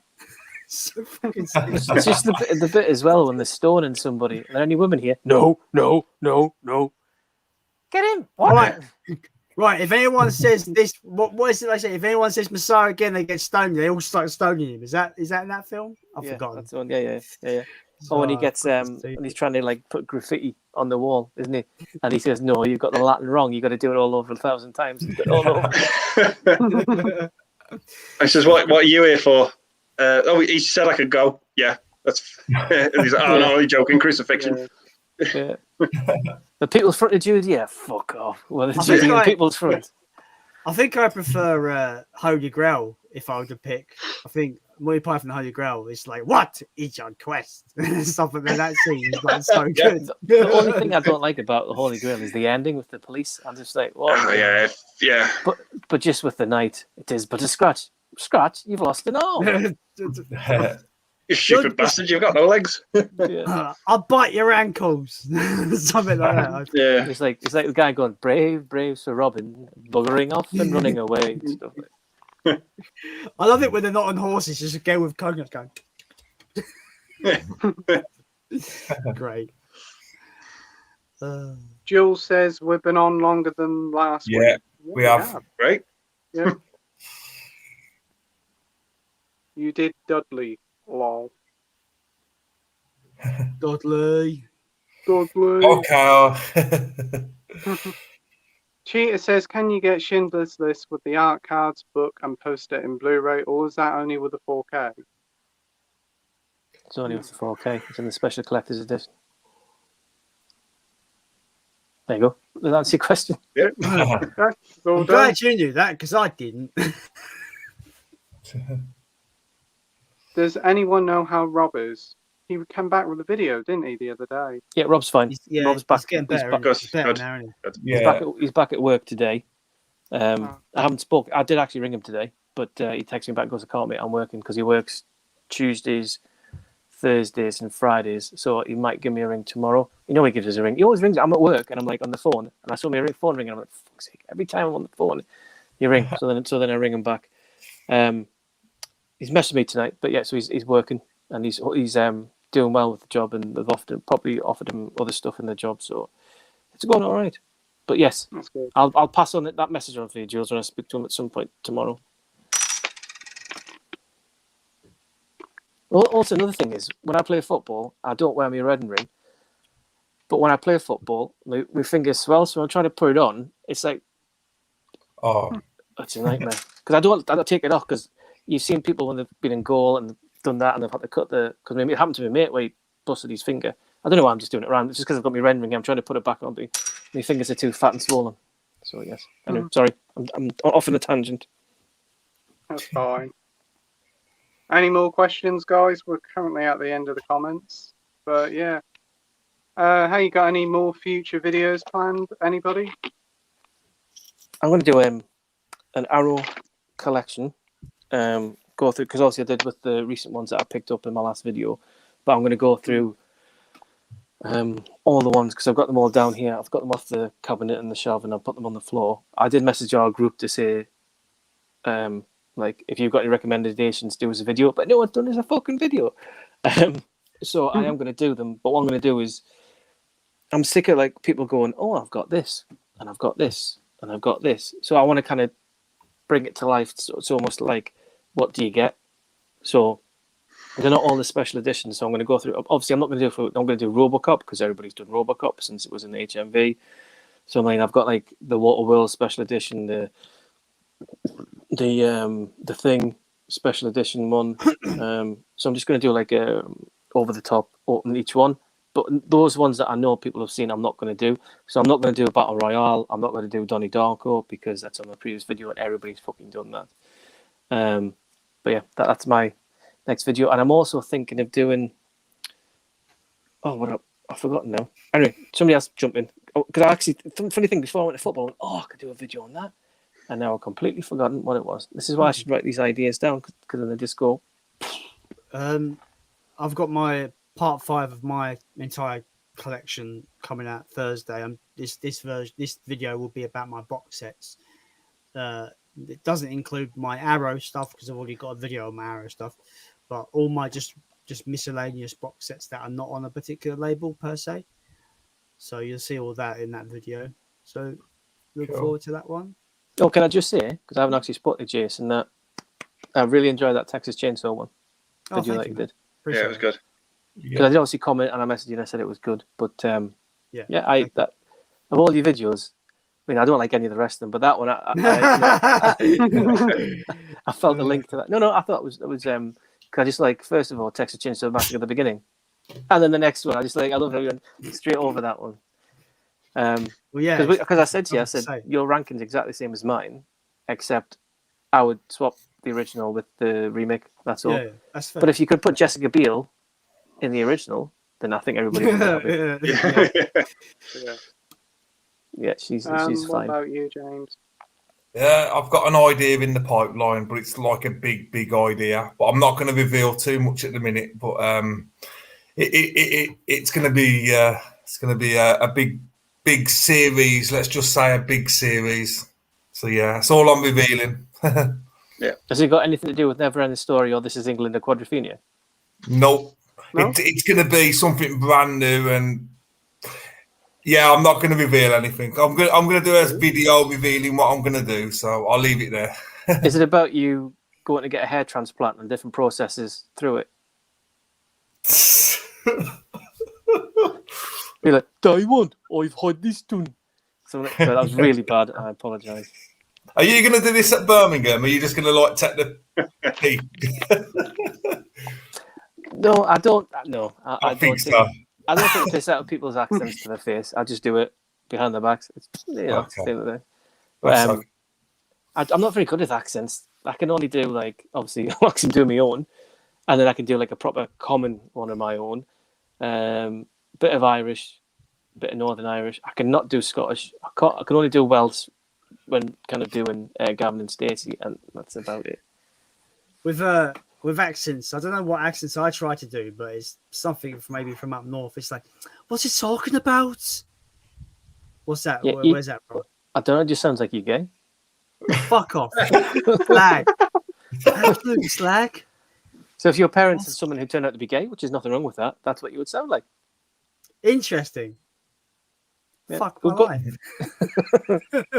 Just be like that to you. Moment you went, oh, Jason, finally, I knew it.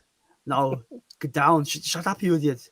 I'm not talking to you no more. We're not friends no more. We're done. Idiot.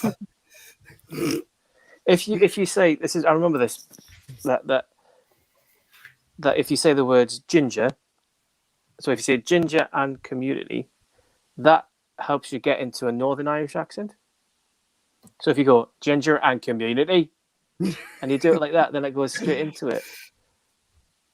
Also one that is that for Welsh is like whose shoes are those trainers? So you go, whose shoes are those trainers?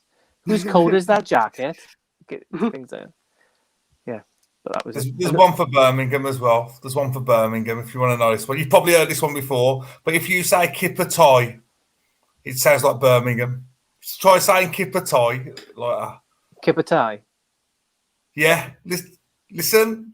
Cup of tea. A cup of tea. Okay. Okay. Yeah. That's like the thing for Jamaica, isn't it? When they go beer can. Beer and the word can. Yeah, beer can. But there was a one as well that was for Scotland to say Spice Girls, but wasn't it? And there was remember that was a couple of years ago, and they said something, and you say it, and it's sounds like Scottish person saying the Spice Girls, but I've forgotten what that was now. My mum's side of the family are from Yorkshire, so whenever we go to Yorkshire, they're always they always miss words out, like you got keys to car, stuff like that. Well, I work in Yorkshire. Do you? Yeah, I can't stand it because you always go something like I asked them for somebody's name. Oh, what did they say? And they always miss a tut off, and I'm just so then I say it eloquently. You know, I pronounce it correctly. They're like, yeah, that's what I said, lad. What on earth are you talking about? I said exactly like that, lad, you know. I'm just plus my ex so I work in North Yorkshire now, but my ex-girlfriend, long-term ex-girlfriend, she was from Barnsley. So she was a proper Yorkshire, South and Barnsley accent. Was the northern one is a bit different twang. But yeah, I don't know. Well, I don't know how we've got into accents, but yes. There you go. It's my accent is different to people in Darlington, where I live now, different to people in Middlesbrough, and different to people from Sunderland. But unless you're from here, you won't recognise it. You'll all be like, you're Northerners, you're all Geordies, you know, but you're not. Yeah, I've got American friends who think my accent is the same as a friend of mine from Manchester. I'm like, no, we sound nothing alike. I don't know what but to Americans, we all sound the same. Yeah, definitely. Well, my half of my family's Canadian, and I can't tell the difference between their accent and American accents, apart from they had the word "a" at the end of it. You had a good day, eh? What? I almost got crucified at my old job because there was a Canadian, and I was just like, "Oh, hey man, you American?" He's like, "No, no, I'm Canadian." I was like, "Oh, all right." I thought it was going to disembowel me for calling him American. I was terrified. Yeah, it's the same with Australians and New Zealanders, isn't it? Yeah. It's like us. We're classed as yams. People say, "Oh, you're from Birmingham." We're not from Birmingham. The black country is completely different to But Birmingham. you've got the same accent, though. Yeah, it's the same accent, but if you ask some people, when I say you're from Birmingham, they go, "We're not from Birmingham. We're yams. We're from like Dudley, Tipton, West Brom." Yeah. What is the? I've never asked you this. What's the Go on. closest football club to where you live then? Well, I was originally born in Albury, Sandwell, so originally I'll say West Brom Albion. Originally. Right. But now I'm over Dudley, probably Wolves, maybe Wolves. Okay, but you don't follow football, though, did you? I don't know. I don't follow football. So. No, because I just realised tonight that when we go to Birmingham, that that's actually this weekend of the beginning of the Premier League season. Yeah. So if we're going to set to Birmingham, we'll have to check the fixtures in case City are playing, in case there might be any. I'm definitely not going to walk through with the Newcastle shirt on. It's not going to happen. No. The lads are here. Paul, you haven't met Steve yet, so let's say hello to Steve. No. Fuck off, Steve. Now, what you should do is you should do your Steve doing your accent, your northern accent. What's he talking about? You fucking fucking dickheads! What the fucking you? What am I doing with my life? Anyway, that's Steve. Steve made an appearance. Nice, He's Steve. happy to be here. He looks like it. He needs to get a haircut though. You can tell Corey's hit the crotch, doesn't it? Honestly, that's ridiculous. Is anybody watching it then, Pete? Yeah, we've got about 8 people watching. Is anybody commenting? Yeah, we've got Jules again. I'm just sick what of about Martyrs? I'm going to say I'm sick of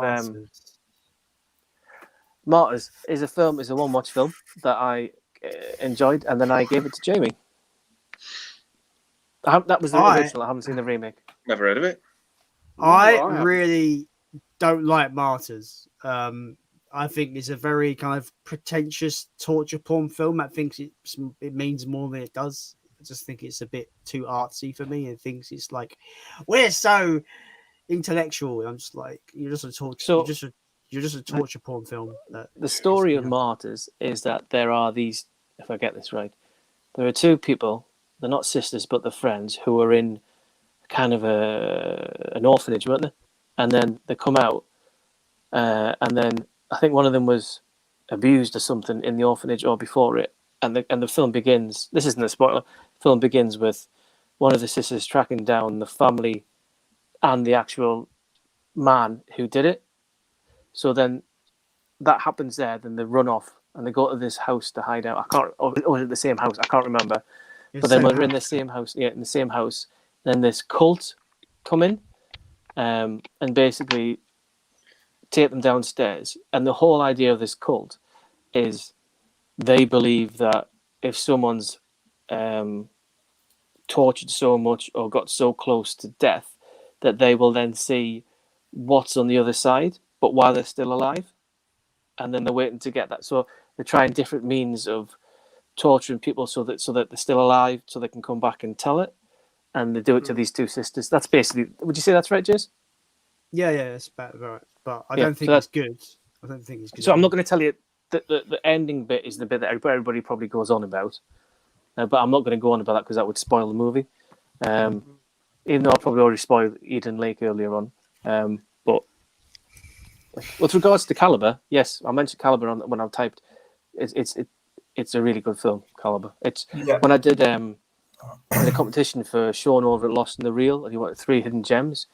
So I did The Ritual, I did Journeyman with Paddy Constantine, and I did Caliber. Caliber it's a British film. Actually, all of those are British films. I just thought about that. It's really good. It's dark, gritty film. I highly recommend it. But I've got that written down. I don't know if it's still in, because I watched it on Netflix. It hasn't got a release. Yeah. Because I asked Gary over at the Blu-ray Collector if you could find one. He said he hasn't got one, but if you wanted to, he'd look into it for us. But I haven't got back to him about it. But I really want to get a hard copy caliber. It's really, really good film. Cool. Luke says, "What is everyone watching tonight after this, guys? Anything interesting?" The rest of the Swordsman. Well, I'll probably go to bed because I start working at 8 o'clock tomorrow. Yeah. I'm most likely going to be watching Fear Street Part 3. Most likely. It does come full circle. I haven't decided yet if I want to watch it. Fear Street Part 3 explains everything. That's not spoiling it, because obviously every trilogy has to have a conclusion. Yeah. But there's been people reviewing Fear Street. The way I look at it is one long film.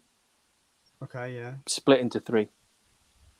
That's how I look at it. So I wouldn't review them individually. I would review the film as a whole, split into 3 separate parts. Just based on, obviously it's going to be very hard for you to gauge whether I'm going to like it or not because everyone's different. But the fact that I didn't like this part 2, how would you gauge that? How I will find part 3? I would say it's hard because it's a prequel, which tells me bad things. Fear Street to me is a kind of Scream franchise wannabe, like Urban Legend was. Like I know what you did last summer. It's of the same it's of the same genre. They're never going to be the caliber of the first Scream movie, but the overall series I would give 7 out of 10 to. It's not as low as a 6, and I'm not going to do a review on it because I don't do a review on that because everyone's done it because it's a new thing to do. I think you will come out and go 3 was better than 2, but the whole thing's bang average. Fair. That's what I think that Jason Brett would do. Fair. But there is an exclusive. I have sent Jason a package today, and within that package, what have I sent you? The Monster Squad. And I've not seen it, so it's going to be something new to me. Because I bought it from, was it WoW HD? I can't remember. And when it came, it was the Australian version. And I'm not saying this because I'm degrading what I've given it to you. I'll send it to you. It's the bare bones. So it's basically just the film. That's it. There's no special features. There's nothing. But it is the film on Blu-ray, on Region B. So the movie, the one I've got off Phil that he sent me, right? Is the until a better version comes out. It's the what's what I'm looking for? The best version of it that you can get, which I can't even see. Yes, this one is the best copy version of it that you can get because it's got all those. I don't know if you can see. Where is it? All those special. Oh, there we go. All the special features which aren't on anything else. I'm not really a one for special features, so but this one, appreciate the just the gesture, man. I appreciate it. Well, that's fine. I mean, the reason I wanted this one is because of the special feature because I love the movie so much and it's part of my youth when I was brought up when it was like in 1987. Is that it's got like a retrospective look in it and interviews with the character people who portrayed the monsters and everything. Did you say that is your kind of alternative to Goonies? This, in a sense, yeah. Yes, to me, this is a superior movie to Goonies. They're similar, right? Yeah, I would say they're similar. Yeah. But obviously, this one's got Universal Monsters in it. Don't get me wrong. I don't dislike Goonies. I own the 4K steelbook of Goonies, but I'm not a massive fan of people always going, "Oh, Goonies! Oh, I've got the poster! Oh, God!" But no, it was never like that for me. It was always the Monster Squad. There you go. Cool. Oh, hang on. That's another 2 subscribers I've just lost. Brilliant. What are you watching tonight, James? Then I think I'm just going to go straight to bed. To be honest, Pete, just rock and roll, James. What about you? I'm at that age now. Yeah. Well, I'm putting my list together for 2019, so I've got a choice between Knives Out, Jojo Rabbit, or 1917. Got to watch all 3 of them, so Have you seen That's them what's before? next for I'll me. probably just go to bed and all. Yeah. Have you seen those ones before then? Oh yeah. Okay. Yeah, I'm just putting a list together, so I'm trying to rewatch everything I've got from that year. Like I've got like Marriage Story and The Irishman, Midsummer. I've got loads to do. I've still to never get seen through. Marriage Story. Oh, it's great. Yeah. Everybody goes on about it's like Yeah. ugh. I think more people go on about it. It's Criterion, and people go, "Oh, it's Criterion. Oh, it's such a great film." I'm just like, I kind of avoid those films because I'm like, I'm not going to jump on the bandwagon because all these pretentious people who like Criterion and all that kind of love it, and I'm just like, right, I'm not part of that crew, so I don't watch it. Oh well, I mean, it's on Netflix. I'll watch it in my own time. Yeah. Jules says Dudley, Geordie Paul. And we also have 2 Brummies. We'll have 2 Brummies. Is Jules coming, is she? I'm not sure. So now, Dudley beat Aston Villa, your nearest. No, I don't. I think Birmingham. No, I don't. I'm not sure. Don't know. I would. It's your neck of the woods, James. You should know. No. It's not. It's because she's put Aston Villa. Aston Villa's more Birmingham. I wouldn't have said Aston Villa. No. I wouldn't have said Aston Villa. I'd have said more Wolves because like Wolverhampton's close to Dudley. So yeah. Or if you go the other way, West Bromwich Albion. West Bromwich Albion more Wolves, I'd say. I think Jason's losing interest with on football. Yeah. I've got no interest in football, Jason. That's just... Nor have I. I can't stand it. No. Richard's now going to bed. Thanks for watching, Richard. Thanks, Paul. Good night. Thanks. Have a good night. And Jill says, have you seen a Serbian film? No, but I've heard Jason talk about it, and I did read the description on Wiki. Yeah, I've read the film. I've not seen the film. No, I have an opportunity to watch it, but I haven't as yet. Sometime in my life, I will watch it because I just want to say I've watched it and that's it. But I've got no. It's not like an interest. I still need to watch. I know I went on about it, but it's only available on Criterion. Is what's that Russian film? The war Come one. and see. Come and see. Come and see. I still need to watch the rest of that. Yeah, I want to see that as well.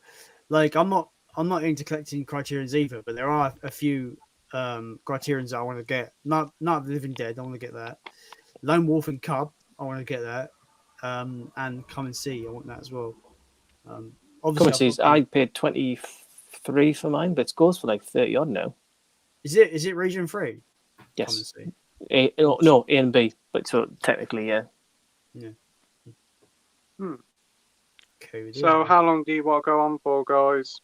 Well, I'm going to shoot off in a bit, Pete, because it's getting a bit late now. Yeah, I'll probably soon have to go because my dad's gone to bed and he's got to get up and work in the morning. So I'm happy to go if you want to end it there. I mean, apologies if I've jumped on and everybody's fucked off. That's not normally the case. No, you're all right. You're all right. It always happens when he comes on my stream as well. No, it only just started off. I invited Andy, and then it's great to have more people on. This is the first time I've had 5 people on here. Yeah. But anyway, I think that'll be it for tonight. Thanks everybody for watching. Yeah. It's been Thanks, guys. Yeah. Thank you, everyone. Till next time. Yes. Bye. Adios, people. Thanks, guys. Bye. Bye.